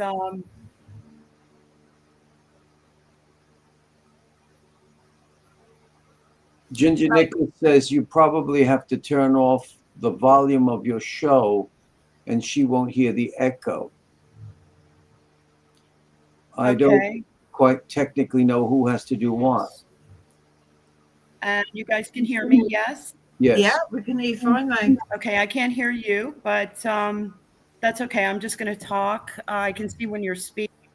But in those documents, Maury Terry had provided one of the tapes from the police interviews with Lantini and the cops, the Yonkers cops.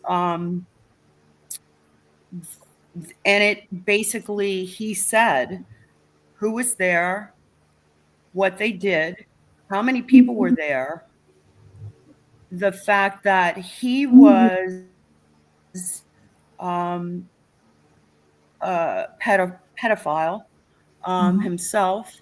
He was trying to get out of jail early and wanted to help the investigation so that they could help him get out. But that's not to say that he was telling them a bunch of lies, because Codella, as we know from Codella's interviews, he was able to legitimize two of the other crimes of that Lentini had provided information to Codella. He was able to put those bits of information and found out that they were legitimate. It was legitimate information about legitimate crime. So therefore, Codella believed what Lantini had to say, and yet, as he was continuing to further the investigation, as well as Yonkers policeman Murphy, it was shut down by Robert Morton, Shut down by who? at the time. So it didn't go any further. And you can, most people who are watching this probably are familiar with the various interviews Codella has given. But Lantini knew a lot. He knew a lot about the people in Bilderberg that were pederasts, that we're finding out about through Epstein's scandal, through Annika Lucas and her having been a sex slave for the Bilderberg group. And I've looked into the different meetings of Bilderberg over the years, as well as the members that went to the meetings. And it's fascinating because we see names like George Soros, Peter Thiel, Rockefeller, Rothschild, and so forth. So I'm going to stop talking now so I can hear you guys. Well, I'm fascinated by all that, May. So I'd love to pick your ear about that one day. May, Lentini was after he the first person he contacted, I believe, was Codella, and then he's in. I think Codella makes it possible for him to work with them, and he comes to Yonkers, I believe. What many people didn't know is that Codella came with a detective to Yonkers and was working with Kevin Murphy also at that time, but Rothstein was not there. Liz? Honey, can you help me? Yeah, I can honestly say, Eric, I never really looked into this side of the case much. No, I have not looked into it much. Tiny Lentini was mentioned. The depth of, it was Codella who really brought forth Tiny Lentini, I believe, being interviewed and on his own show. But it's still a mystery who killed Eton, isn't it? Yeah, it is a mystery. When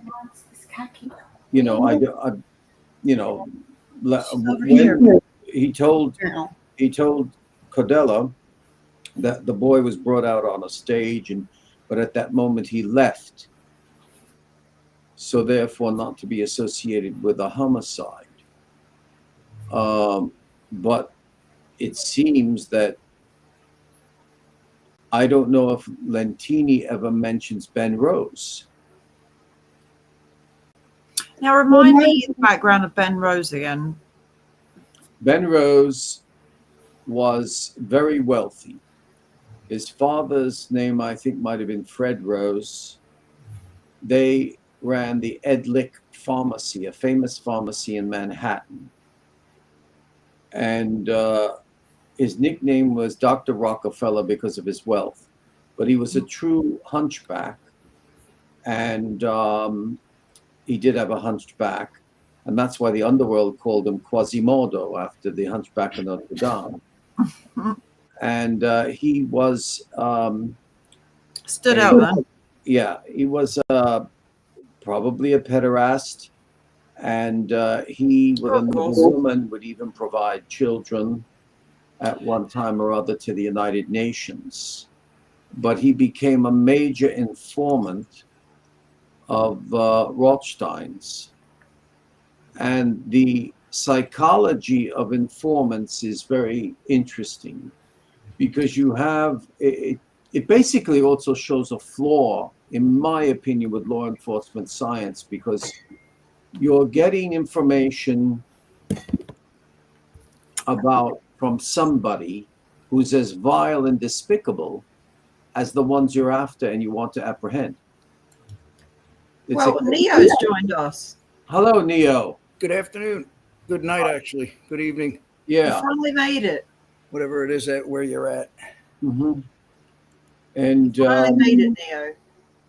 What do you think about Jim Boots Rothstein, Neo? Oh, he did some real work. Mm-hmm. You know, he was very much into his work. Some cops didn't even like what he was doing because he was just always by the book, straight. And I'm pretty sure he was awarded, like I said, for opening up some departments into child pedophile. well, Very big in the movement in the late 60s and 70s. Well, the award, it was John Rubinstein, who had been a history professor, I think, at Harvard University or Yale. I interviewed him, and Rubinstein admired. He became a crime reporter, but a serious one, and he had connections, and he recommended that Jim and his most often partner, homicide detective Matty Rosenthal, be appointed to govern Hugh Carey's crime commission, the New York State Crime Commission. And as Jim says, that was the beginning of the end, because he really wanted to go after the powerful people involved. And that's when his Right. own people went after his wife. A little like Serpico, a little, you know? Yeah, they put the shotgun to his wife's throat and said, "We're going to decapitate your children with this." She had a breakdown. There was an attempted suicide, and the marriage ended. And they called him up at 5:30 in the morning one morning and said, "Get here by 6 o'clock." And they forced him to retire with pension. And he never went back to New York again. If his children wanted to see him, they would have to go to Minnesota.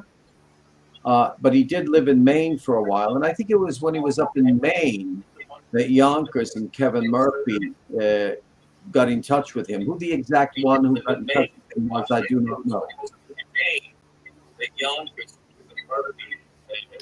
Got in touch with him. Mate, have you got something on in the background? No, my voice seems to be echoing in the background someplace. No, she seems to have a speaker on. Mate, have you got a speaker on? Yes, it's me. Sorry. I'm going to get off so as not to, yeah, I turned it off and I can't hear you guys. Okay, mate. Well, next time we'll figure out your audio and get you talking properly so you can hear it.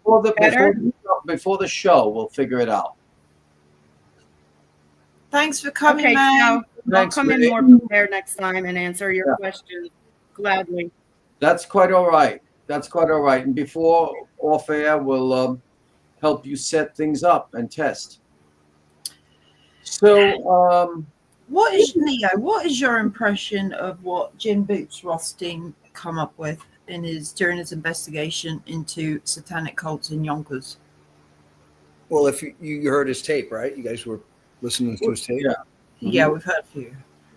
Well, it was a few times. Did you see he was kind of saying he had nothing to do with the Son of Sam? Yes. Yeah, he never said he had anything to do with it. Right. So basically, he just had Ace Rothstein moving to Yonkers, correct? And then Maury just played that. Ace Brown. Right. Ace Brown had went to live in Yonkers. Right. And he was called back to Yonkers, and interviewed him, but he was wired, and it was recorded by Murphy and Terry. Now, Maury really thought this. It's not like he was just trying to fudge him in, or else some of the things he wouldn't have done with him, like wire him up and stuff like that. He really, again, probably thought Brown had something to do with it. Now, what I really would like to know, though, I've never found out who in Yonkers initiated this, because I know that Michael Novotny, I think he became a lieutenant, he believed that there was more than one person. He had originally thought only Berkowitz. And I'm wondering who initiated this investigation again in 1996, putting Kevin Murphy in charge. Kevin. Is it Kevin Murphy? Kevin, I actually talked to Mr. Spencer the other day about that, and Kevin had come to him and asked him to open it up. And I had asked him if he was any bias towards him opening it up for Mr. Amicone, and he said no. He said the guy was had a serious problem with what was going on by the park, and he wanted to look into it, so he said okay. Yeah. And because I'm wondering, because just the year before on his own, Deputy Chief Rutledge of Yonkers went to the Queens County District Attorney, Robert Edward Brown, and said, he went though to Queens and said, I want to reopen this case. So I've never established if there really is a connection. Rutledge never mentioned Murphy. It's 1 year apart, and in 1 year things can change. Mm-hmm. So I really do not know. Well, then Murphy, like Rothstein, had a whole direction with his work also, which was real. Yeah. You know, Murphy did have a lot of stuff with real people.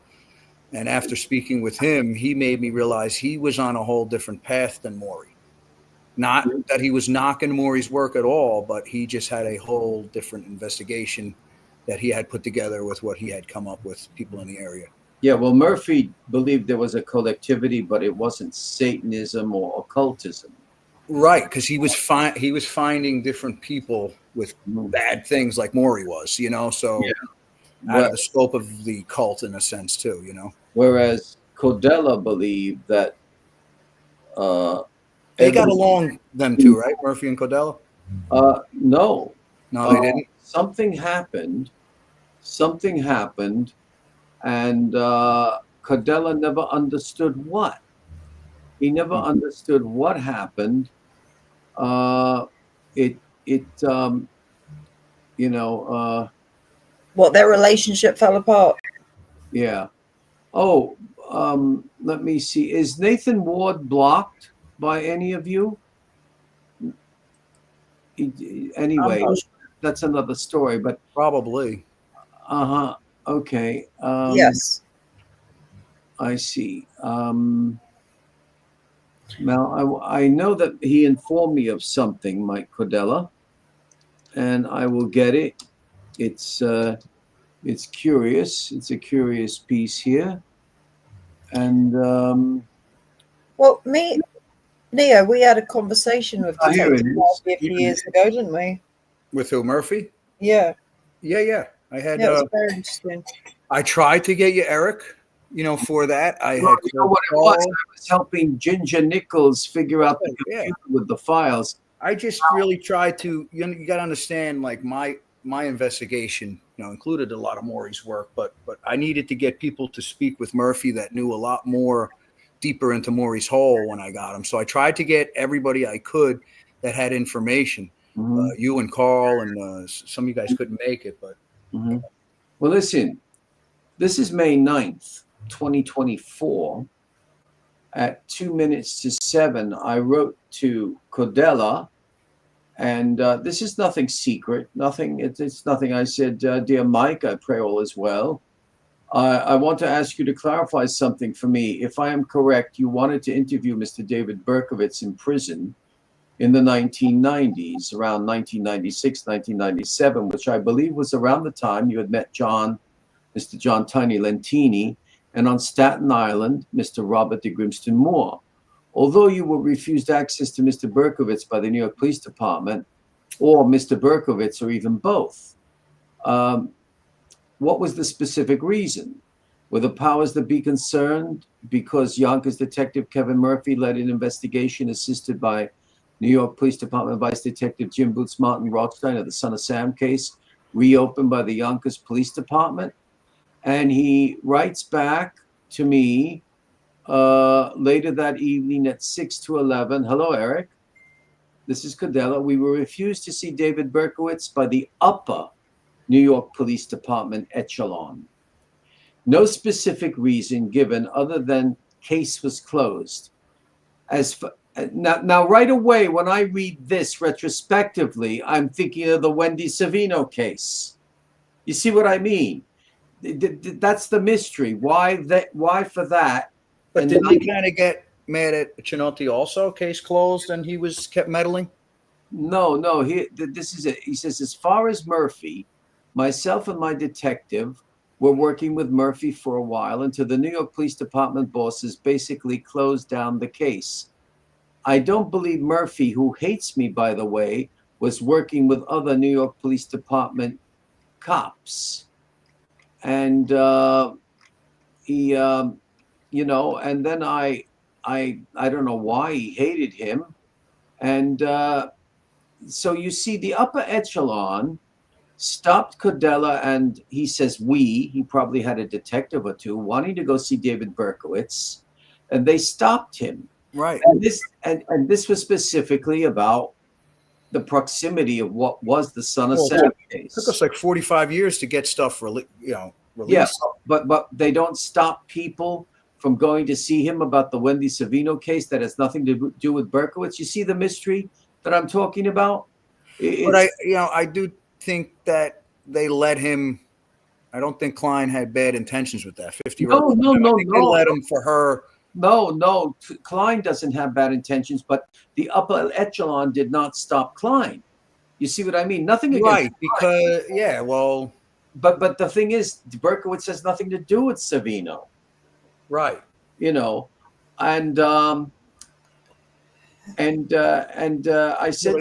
said to Mike, I said, what you inform me is historically of great interest. I never knew, nor did anyone ever tell us that you work with Yonkers detective Kevin Murphy. You state that the New York Police Department closed the case. Does this mean that you and your detective were pulled off of it, or was Detective Murphy working with New York and he continued at Yonkers? It seems this was before the reentrance of Vice Detective Jim Boots Martin Rothstein and the reopening of the Son of Sam case by the Yonkers Police Department, or are they one and the same? You from New York working with Yonkers, or did they overlap? The Yonkers investigation is when Vice Detective Rothstein wiretapped the gentleman you interviewed, who had been a major informant of Vice Detective Rothstein going back to 1969, Mr. Walter Ace Brown. Did you ever encounter Yonkers Lieutenant Michael Novotny? It'd be great to get an exact timeline of your investigation and that of Detective Murphy. I find it perplexing that Murphy hates you. I side with you, and I mean that. For over 2 years, I've been wanting to meet him, and he has made himself unavailable. Supposedly, according to Rothstein, Murphy has been ill. Yet he appeared on a Facebook message visual conversation, which I missed. I want to retrieve a tape he and Mr. Maury Terry made when Rothstein was wired to record Mr. Brown. It is very interesting that you don't believe Murphy. What exactly do you disbelieve? Kevin Murphy has the Ace Brown tapes in the house. You can't say that, Ginger, because I don't know that. So if I don't know that, you well, that's according to Rothstein. But I talked to Murphy about his stuff. Does he have it in his house? It's a possibility, but I don't know. It's a possibility. Rothstein was the one who was telling me, and all I did, that Kevin has the tapes in his house. He has it, and then once he told me again, Ginger is half right here. I mean, I was told that Kevin didn't hand anything in, and he kept all his stuff. When they looked for his stuff in the department, there was nothing. So when I talked to Kevin, he made it half clear that he has the stuff, but where it is, I don't know. Yeah. So I don't even think he knows it's so old. Right. So anyway, I told Codella that this whole thing is a black hole, and It's another case in itself, all this, isn't it? Yes. yeah, I mean, it's it's Which, like Narnia. again, there was some truth to it. The It's like bodies Narnia. in the park and stuff were definitely talked about way before that came up here. yeah. So Maisie had, when I first met her, she had a good penchant for Murphy, and that, if I remember correctly, that Mr. John Tiny Lentini trusted only him, and that Mr. Lentini opened up first to Murphy. But I think it was actually first to Lentini that he opened up, although one could be confused about that, the timeline. But then this is the answer I get from Codella. My friend, I'll try and answer your questions from memory, which is fading fast. Ha. Okay, as far as Murphy, I don't believe I said I don't believe him. What I may have said or meant was I don't know why he hates me after we worked together. Apparently, he's mad about something. He hung up on me after I was finally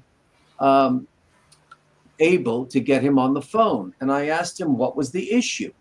It ended with me telling him to go fuck himself. His anger and hatred, this was confirmed by Josh Zeman. Not that I needed confirmation, but asked Zeman. If he knew why, he didn't. As far as Rothstein, honestly, I think his brain has seen better days, to put it nicely. Well, that's not a nice thing to say, but I don't believe in censorship. And yes, Murphy and I worked together, and I met with Lentini way back before Murphy ever heard of him. To backtrack, Rothstein was many years before me, but his investigations never involved David Berkowitz or Son of Sam killings, at least not while we were investigating. Hope this helped. So, Did Murphy end up speaking to Berkowitz? I think he did. No, I don't think Murphy ever did. I think he did. So that's just to clarify. Yes, that's correct, Maisie. Codella spoke to Lentini first. You're right. Yes, it was before Codella. Before Murphy. It was Codella, Mike Codella. As I said, he wanted to meet Codella, and he called him in. And then how credible is Lentini, with all due respects? Well, if I listen to Mike Codella, I find him very, very credible.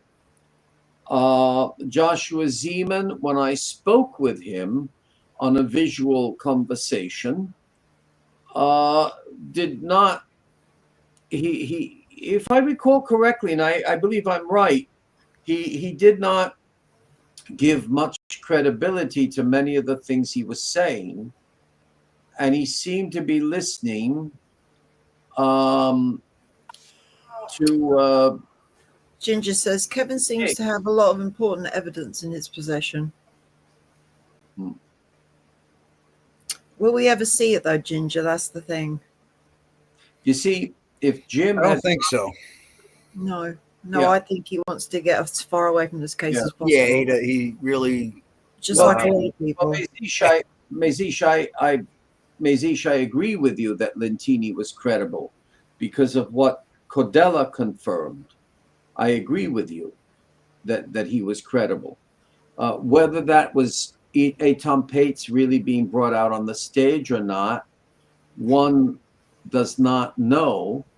And, Codella got the documents about Lentini's crimes. I don't know how it affected Codella's mind to see the photos of what Lentini was doing to his daughter. And you got the wife. The wife was the photographer.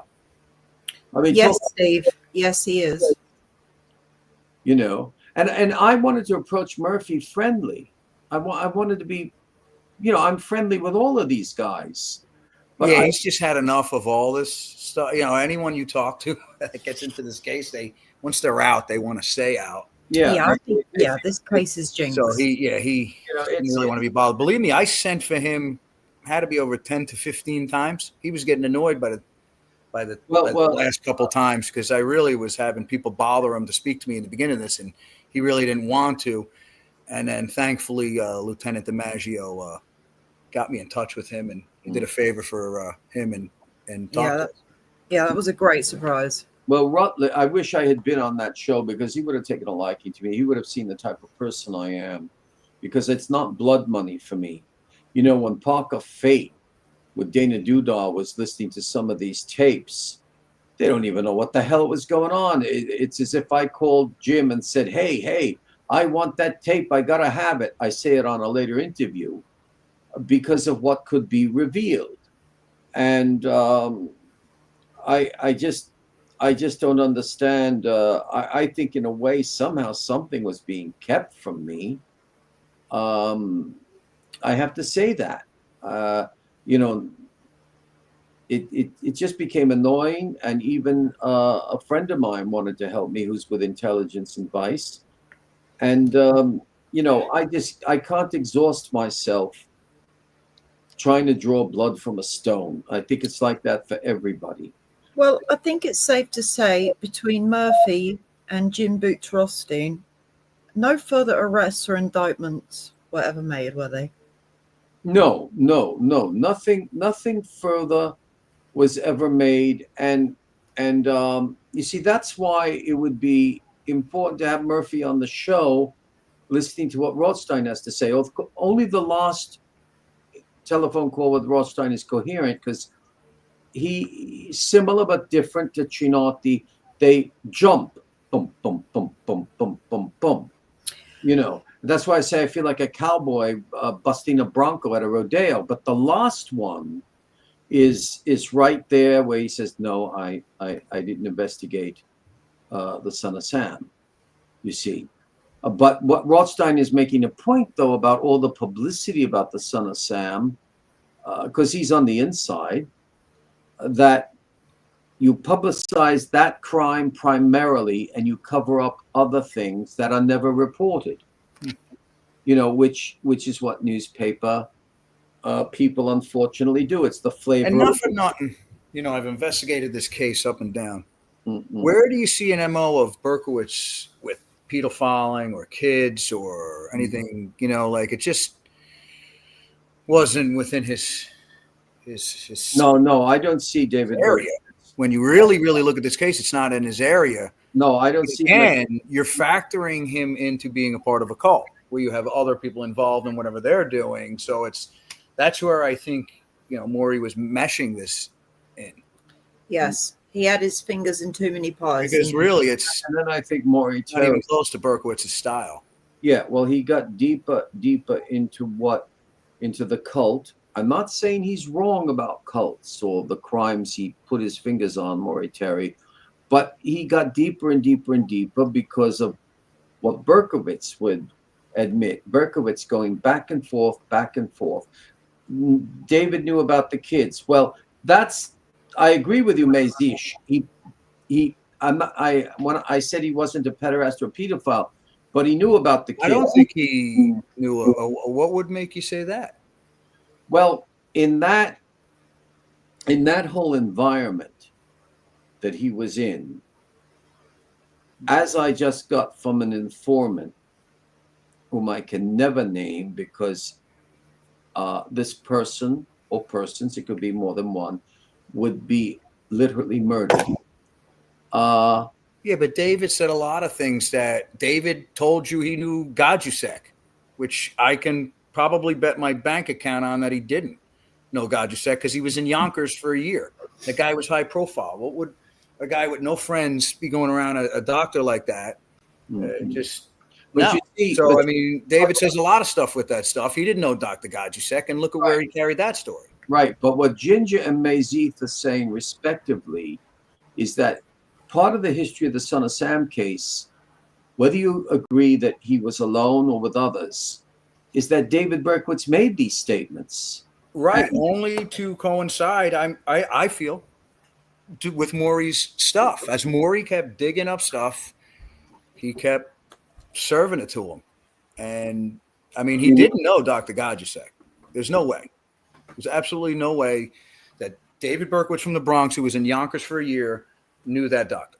There's just no way. I There's think no he way he maybe knew what he knew was about doing. him. It's just not possible. I think He he didn't maybe know knew anyone in about him. Yonkers. I think he maybe knew about him, but didn't know him personally. No, I can't see him. How? He's 22 years old. This kid. No, he. If he did, I can't see it. I can't see it. Maximilian. David agreed Donovan was Moloch with Maury. Then he switched it to Gadget with Cadella. It's hard to fit him to keep track of his lies. Right. Max, spot on. I mean, I can't keep up with it, to be honest. Well, you see, listen, here's something that somebody told me, and I will just say this. This is a good person. Let me see. I mean, he was alone in Yonkers. You got to remember that. He came to a city, and he didn't hang out with anyone there. He didn't know anyone there.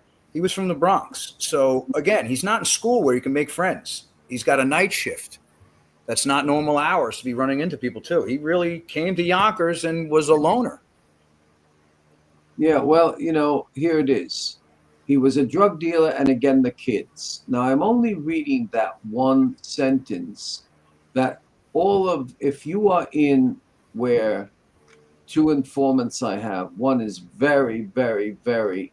And remember what David says to law enforcement and not to law enforcement. Remember that. Because the whole case also, if you look at it, he doesn't lie to law enforcement. Okay. He lies to Murphy, who's sent in from Maury, and he lies to connections of Maury and people who wanted to hear that stuff. If you look at law enforcement, he never lied to a detective that came in and questioned him. He was honest every time a detective has an interview. He's honest. I see it. You can see it. Yeah.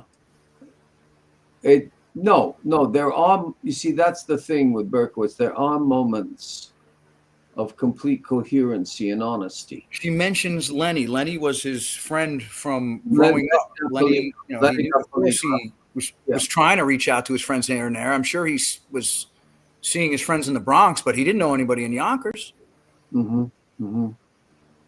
It's and if you had a cult in Yonkers, 22 people, there's no arrests. Not one of them got in any trouble ever. They just came to Yonkers and were secretly quiet, and no one ever. Yeah, I never looked into the 22 disciples. Well, it was a house number, Eric. There is no 22 disciples of hell. It was a house number completely. That is what he meant in the letter.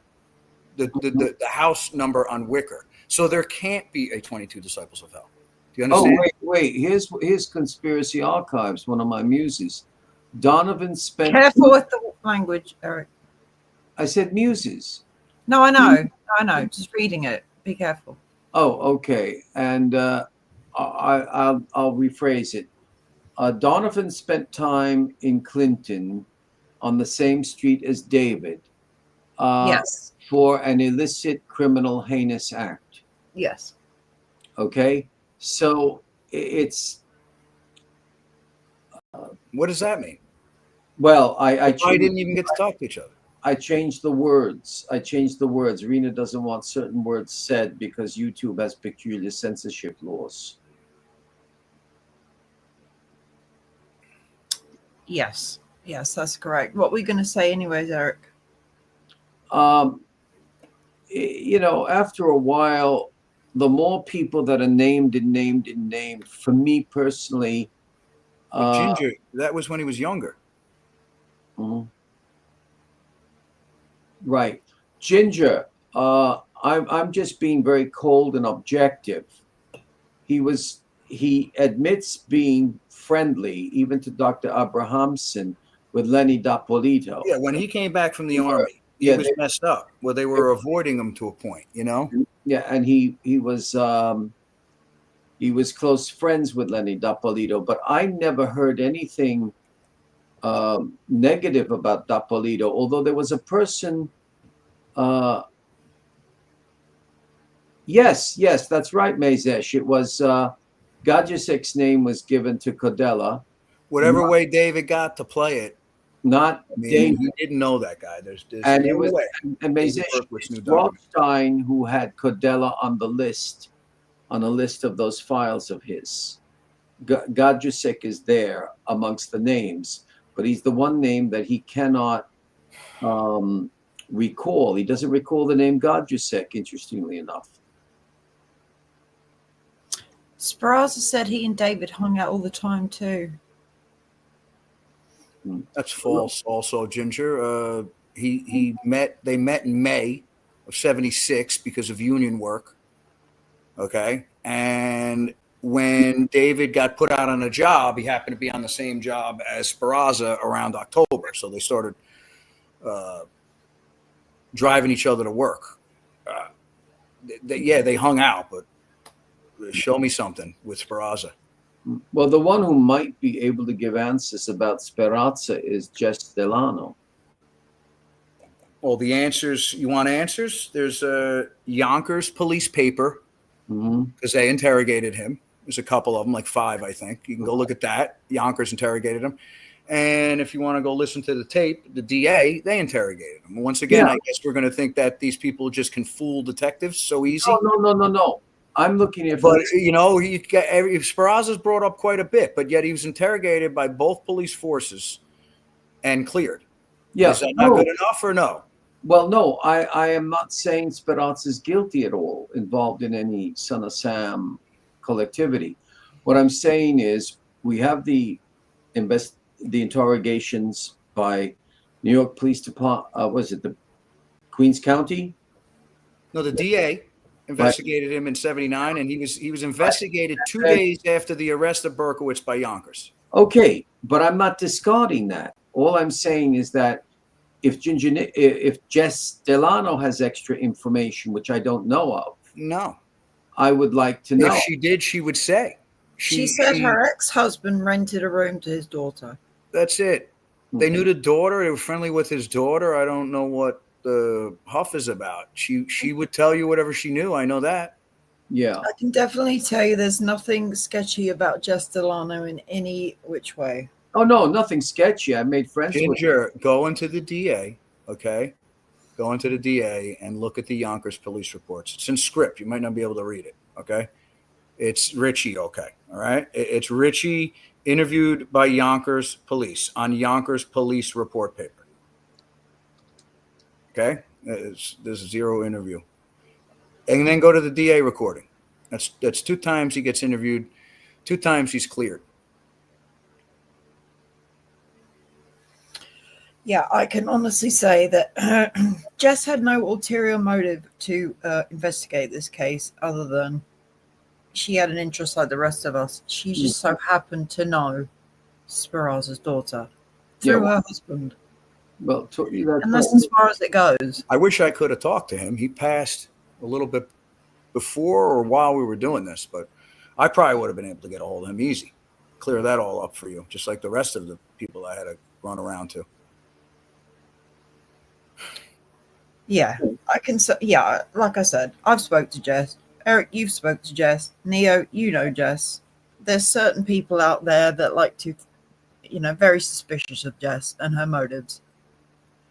Yeah, and I quite often say if there's anybody you can put with Berkowitz, it is Speraza. If you look at all this stuff, Speraza is the only one that talked to him, was that a person you can say was with him during the shootings. But that's it. I mean, the guy even did an interview for the paper, and I'm pretty sure that the task force interviewed him too, now that I think about it. That one I'm going to leave maybe, but he definitely did some interviews again. And then you'll say, oh, he lawyered up after. Let me tell you something, just like the cars. When you're being bothered nonstop, okay, you got to lawyer up sometimes, okay, to stop it and make sure that they can't manipulate anything you say. That's after a while, it can become torture, like dripping water on the top of your head. Yeah, well, it was what the cars went through. People were going to their house nonstop to the point they had to get a lawyer. They had to, just because it wasn't. They were calling the house nonstop. People wanted the story. Jess told me that she didn't even know she had been renting a room to Richard Speraza's daughter. And it was an apartment owned by her ex-husband, who had rented it to her before she even met him. And but she never met Richie Speraza, by the way, because he was ill at that time. and she did go with the daughter to his wake.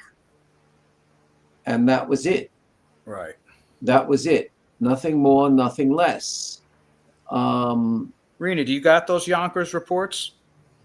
Not with me right this minute, no. But we can certainly get them up on the next show. Right, because they're a little hard to read, and she may not have seen them, but yep, it's on Yonkers report paper. Yeah, I can get them and send them to her. Oh, just save it. We'll put it up on the next show and go over it. I think my whole point is whatever your theories are on this case or whatever you believe, I think it's good not to exclude certain stories from this because it was an evolution, this case, wasn't it? Yeah, you can't exclude anything, but actually, I'm not weak, but look at all the names that have just popped up. It's exhausting in some respects because each name one would like to really profoundly investigate. But, now now why would she lie? Okay, so here's what There's no reason to lie, and I've probably talked to her more than anybody, and I haven't caught in her lie except for some things that I can accept that have nothing to do with the case. So I haven't caught her lie, and I also can show you letters from 2022, 2021 that match exactly what she says in 1979. Okay, so there's a reason for that. She tells the truth. Yeah. Now, with that said, just so we could have a proper equilibrium here, Mezish, because neither you, Mezish, nor Neo are lying. Nobody's lying here. There's historical research takes different roads. Why? And as far as his Air Force time, that was brought to her. All right, he was investigated. He was. They did send out some cops, not New York. I'm pretty sure it was a DA, and they came back with his timestamps and stuff when he was at the Air Force. So that's all recorded. It's not her. Mezish, can you please expound more on what you said about John's time in the Air Force? And also, you just have a document here, DD-214. Is that a Detective Division 214? She said you need to know how to read a DD-214. And if we heard a minute ago on the last tape that the DA went out to North Dakota with pictures of David Berkowitz, and no one there at all could say he was there or knew him, how are we still even arguing about John's Air Force time? What would it matter? He wasn't there. Well, the whole point is that, Mezish, I'm not saying you're wrong, and I'm not saying she's right or that she's wrong. But I need to see. I'm trying to say that. Even if the times are wrong with the Air Force, how that matters. That's what only Mezish can answer that. She's brought it up. It's interesting, and Conspiracy Archives says discharge papers. John was home when the Caceres came to the cars and told them that it was. Here's what she says. DD-214 in the military as discharge papers, and Joe Colachito says to me that they are discharge papers. Thank you, Joe. And Mezish, would you please explain? I know you're a vet, Mezish. In fact, it's Mezish who explains something that maybe all of you would like to know. We all wondered if the Patrick O'Shaughnessy that said Vietnam veteran, was really the Patrick O'Shaughnessy of the Yonkers police who went later on, I think, in the Marines. And she explained to me why it is our Patrick O'Shaughnessy, but yet he was never in Vietnam, but it says Vietnam veteran. Anybody who served in the military during the Vietnam War era is categorized as a Vietnam veteran. So you could have been your entire military service in Yonkers, you in Gloucestershire, me on Meadowmere Park, and we would have been in that period, if I understood Mezish correctly, Vietnam veterans. And that's why it says Vietnam veteran for O'Shaughnessy. It doesn't mean that it means the epoch he served in the military, but not that he was necessarily there. Even David Berkowitz, therefore, if I've understood Mazish correctly, would be a Vietnam veteran, but never served in Vietnam. It was an historical period. Is that right, Mazish? Did I get that right? That you had explained that to me? I don't want to be wrong. I believe I understood you. Well, we've got many audio tapes to go over. Mm-hmm. We've only just started, really, haven't we? Yeah. Neo. I'm glad Mazish appeared, and she's a veteran, and some of those audio tapes are better than others because Hank Chinoddi's is shockingly bad. So I couldn't even play you that one because the audio is just terrible. Okay. Wheat has said that John was discharged in 74. Yes, Eric, right. Mm-hmm. We said that John was discharged in 74. Is there a question over that then? No, she says that. She's making a statement. That Wheatcar said her brother John was discharged in 1974. Okay. Was he discharged in 74? I'm not too sure. Could have been 74 or 75. I think it was in February, if I'm correct. But well, I take it that she and the conspiracy archivists have the discharge papers. what does that prove? Well, I can't expound on it. Wait, yes, discharged in October 76 now. Right. Okay. So, Mazish, is it that Wheat made an error about when she said he was discharged? Or did you mean to write 76 and wrote 74? Well, 76 would make more sense because it's closer to the time where he was. I mean, do you guys understand without Wheat that this guy isn't caught? Do you guys understand that or no? Without Wheatcar, yes, David Berkowitz probably would have gotten more bodies. Does that make any sense to anybody? Of course, he was planning to go out to the Hamptons, maybe to shoot the place up. But I don't. Without her information on that phone call, Zigo's not up there the next day, and different things go down. So, but we could also say thanks to Anthony. Is it Anthony or Salvatore, the father? Sal, yeah. Because that was important. Sal had heard. Yeah, without Salvatore, Morgana, maybe she set him up. Well, if she set him up, then again, we're talking about fooling thousands of detectives and doctors and everybody else. So, Morgana, you're saying that maybe... How you doing, Morgana? It's good to see you. I mean, this is like going back to the days of Subscribe Star, all the other names from who haven't been around. Again, when I first did this investigation, she's not far-fetching here because that's kind of what I was being told, that Wheat was set that up until I got all the right stuff in front of me, and then I seen what really happened. But, yeah, I mean, Wheat setting David up was a way to look at things at one point. So that's what Morgana has said you had thought. Oh, yeah, when you get the information, when you start off on this investigation, sure, yeah, that's what you're thinking. You're thinking Sam's got something in this, just until you see a lot of stuff.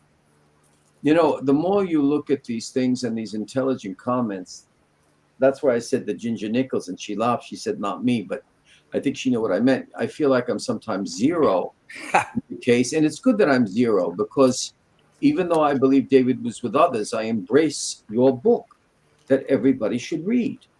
It's you really are meant to be a writer, and it's very well done. Information. I just wish that I could connect you with Chris Milligan at Trine Day, and you get the whole damn thing published. He doesn't edit. I told you he did a Whitney Webb book for 947 pages. No editing, nothing. But of course, it has to be well written. But what Morgana and you, Steve, I understand that sometimes she is negative. She kind of has a right to be with all the stuff that's gone on. Again, I'm not saying you're wrong or she's right or anything, but I understand her a little bit in the way she acts because there's just been no one's backed her up all these years. Also, it's just automatically always been assumed that she's like evil and stuff. And you got to give her a little space with what she's been through. You know. Remember, it's not that simple. Neo, would you like to speak to Manny? Remember, Hank Chinotti never suspected Wheat Car. Remember, Would I like the what? It says Manny Grossman's entered the studio. Do you want to talk to him? Go ahead. Hello, Manny. Yeah, what's up, guys? Why? Listen, I feel your pain. Nobody wants to hear you. Well, then why'd you let me in? Why'd you come in? well, Because I'm feeling. Nobody wants to hear or see you. Look, let's have an intelligent discussion because we don't. No, this kid carried on for years. Yeah, but we don't want Dana. Nonsense and lies. Yeah, but wait, please. We don't want Dana Dudar and. It doesn't matter. It's very disrespectful. Yeah, very disrespectful, and pretty disgusting. All the nonsense you pull. Okay. You know, you're lying. This Wendy bullshit, and you sit there smiling, right? Because you got what you want. Well, right? I'm just waiting for you to finish. Yeah, you're just gonna wait for me to finish. Are you? Because we're gonna forget about all the things you did, right? We're gonna forget about. Well, I didn't actually do anything. But listen, going after my family, lying, huh? Right? I came in here because I feel your pain dealing with these idiots. You don't know what pain feels like. Okay? But who are the idiots? What do you mean, Manny? Who are the idiots? Why? Well, first of all, let's just put all our differences aside. If we can. That's never gonna happen. All right, then I'll just go because there's no point in talking. Well. No, wait. Okay. And anytime you show up, this is what you get because this is what you deserve. Say what you have. This is what you deserve. You're garbage. No, but wait. You did nothing in this investigation. You know that, right? You did nothing. I would have liked to have heard what he had to say. I heard enough of his foul lying shit. Are you kidding me? He's going to come on here and play Mr. Nice Guy, right? And forget about his foul behavior for 3 years, him disrespecting me, him lying, him stealing all my work. I put up a post and then he runs and does a video about it. And then that's what I'm saying. He's got the balls to come up here. And then he wants to talk about feeling pain or feeling anyone's empathy or anything. It's impossible. That's impossible. I ain't got no time for his shit. He can come up anytime he wants. I'm just going to treat him like he should be. There is no discussion. He's a liar. He stole my work. All of it. Yeah, I wasn't expecting that. I'm not going to lie. Come up anytime he wants. He's a liar. I feel like lied over 100 times to an audience. He's lied so many times it's disgusting that he even shows his face. Well, and then he lies with this Wendy bullshit. You see him smiling. That's what he wants. Okay. Here we go. Conspiracy Archivist banger. Morgana Bangagong. Let him apologize to the 100 people he's disrespected before he can open his mouth. Mazish, listen. Mazish, I'd like to know. I'm not challenging you. You know me, Mazish. We speak all the time. For documentation, and I believe you, but who are the other people? Have we got names of other people who knew Berkowitz in Minot, North Dakota? Nobody knew him. Nobody. And he's over here. He feels our pain. He's over here. He trashes Maury non-stop. And all of his work, I can show you his real work, including the Wendy, is all like Maury's. All of it. All of his work is like Maury's. If I never stopped that punk, okay, you would have had a whole nother series, Ultimate Evil Part 2, with all this nonsense that he want to interject in this. I got to say something before we get Paul Hart. We converse quite a bit. I don't think anybody has said this, and if it has, it's good if it's repeated. Not everybody knows.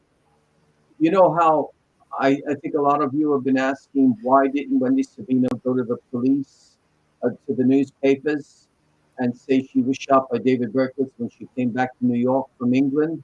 Her husband told her to zip it. Yeah, it was her husband. Paul Hart told me that. It was her husband said, "Now leave it alone, let it go." Yes. And that goes back. Your wife is shot, and that's not the way a husband normally cares for things. But with regards to Joseph A. Savino Jr.'s and Frank Banks' detective agency being bombed. Why didn't Wendy get a hold of Maury? May I ask that? Because her husband didn't want her to talk. Her husband. She might have even been afraid. She said on Eric Hunley that he wouldn't even let her speak about it to him alone. And there are children of hers who don't want to know about it except for Jay. But full heart in speaking to a friend of mine on the force, Intelligence and Vice, said when the mafia organized crime bombs as they did, and they didn't kill Savino Jr. and Banks, right? They bombed and they set it on fire. That's because they're not going to kill somebody who most likely owes them money. Right, because then they ain't get. Neo, is it safe to say there will never be an open forum with you and Manny Grossman? So he may as well not bother again. Not until we can go over all his lies first, because there's a bundle of them. You want to go over all the lies? Yeah, we can do that, but we're not discussing anything. He doesn't belong talking on this case. It's all my work. Now, here's what Azish says, answering what I asked. Most of the Minotas were young kids at the time. On person's dad said they went to John's place to buy drugs and so why didn't that come to the DA when they went out there? Where's that story to the DA? That I think that was a story. Well, I think when Michael Armienti went out there, I don't believe that he interviewed people who would say that. I mean, he just did Tom Turkey Taylor. Conspiracy Archives debate in calm forum. I think there's no calm forum with that kid. All right. If you've been around for the past 4 years and watched this kid's behavior, it's Neo. I think everybody would love to see you and Manny debate. There's nothing to debate. He'd have to go over 100 lies before he can debate. You're correct, Mazish. The Armienti. And what's to debate? What did he retire from? He didn't do anything. Yeah, Armienti did not talk to any locals. You're right, Mazish. That would be fire, Neo. Fire. I just embarrass him. He'd be embarrassing himself if I ever let him even. I don't even know what he would debate me about. I can prove everything he says is bullshit. I got like 100 people behind me with this case. So many people helped me out in this investigation. He's got no one. But this is where's his research team that he claims he has? Where's that? But this is right, the thing. Because there is none. It was me and my shit.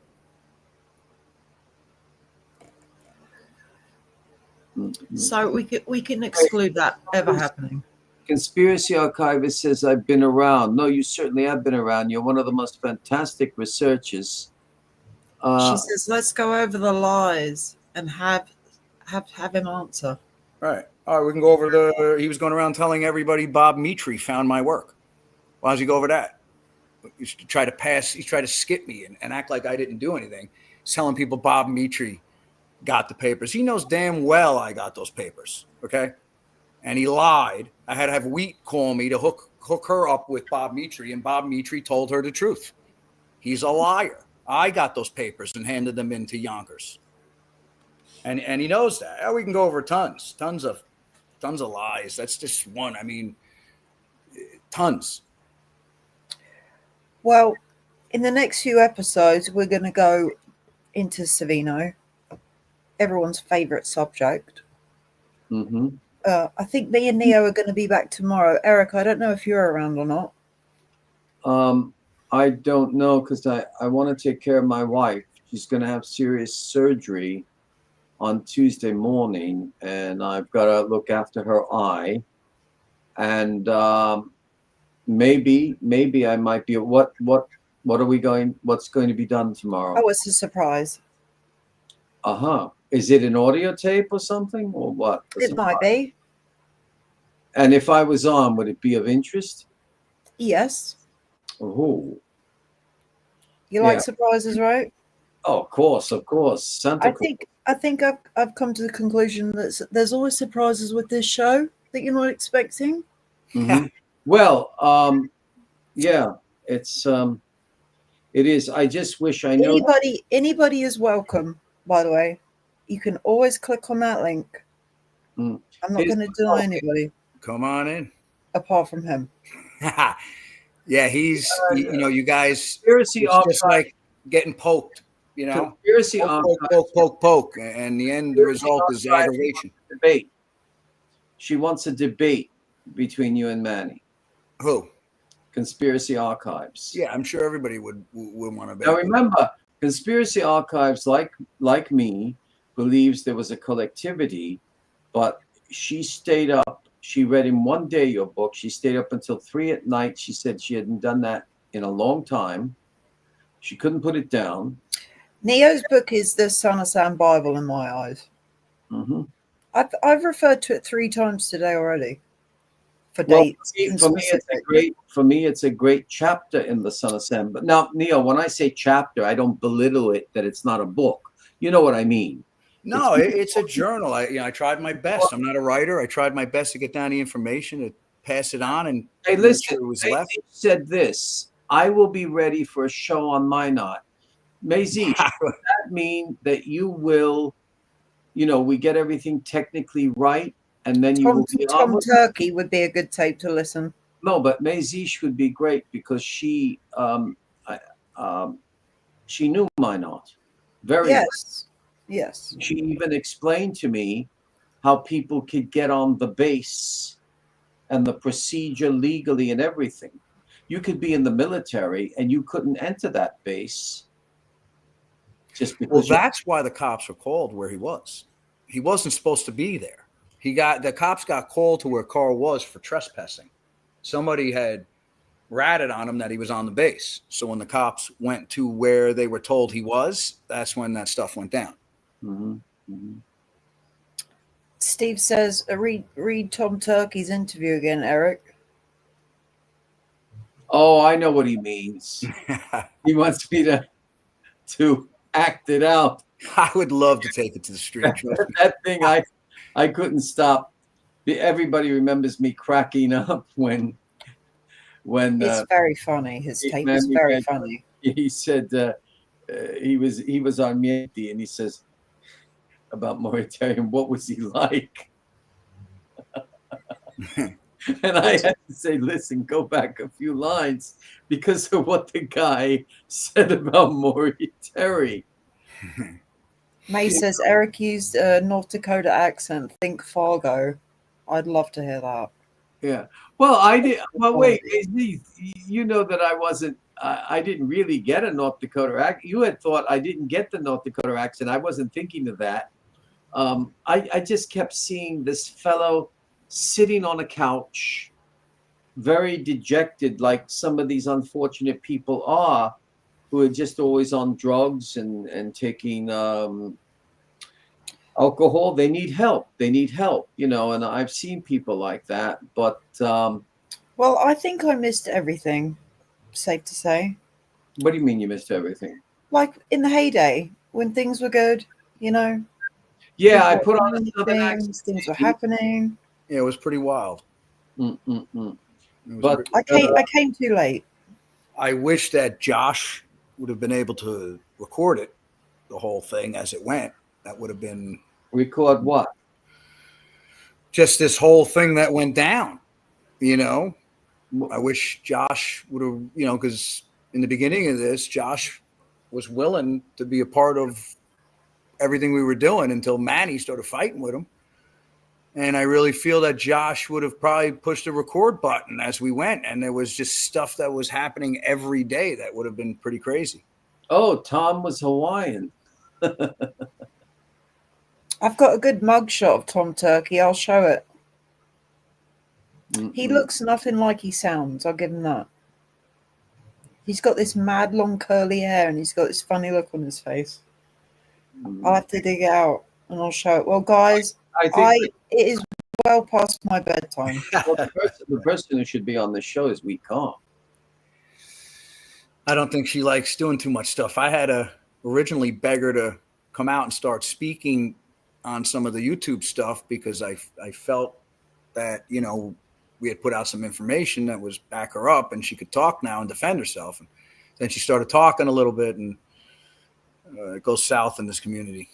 Well, this was a kind of unique show, a Sunday show. And I feel like I'm back. More to come. I feel like I'm back on Subscribe Star with all the people that used to be there. Because I missed all that, so you can recreate it for me. Yeah. Well, thank you so much for everyone taking part tonight. And I hope if Mazith wants to come on, that you know, that was just a technical glitch. It happens. But if you could be on and tell us all about and not and everything, what it's like there, it would be great.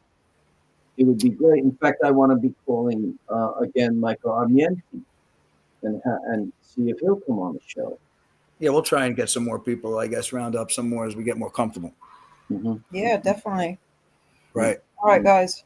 Yeah, you guys be good. All. Take care. Thank you all, and look out for the next one, probably tomorrow. Okay, God bless. Peace. Right. Peace. Peace out. Peace out.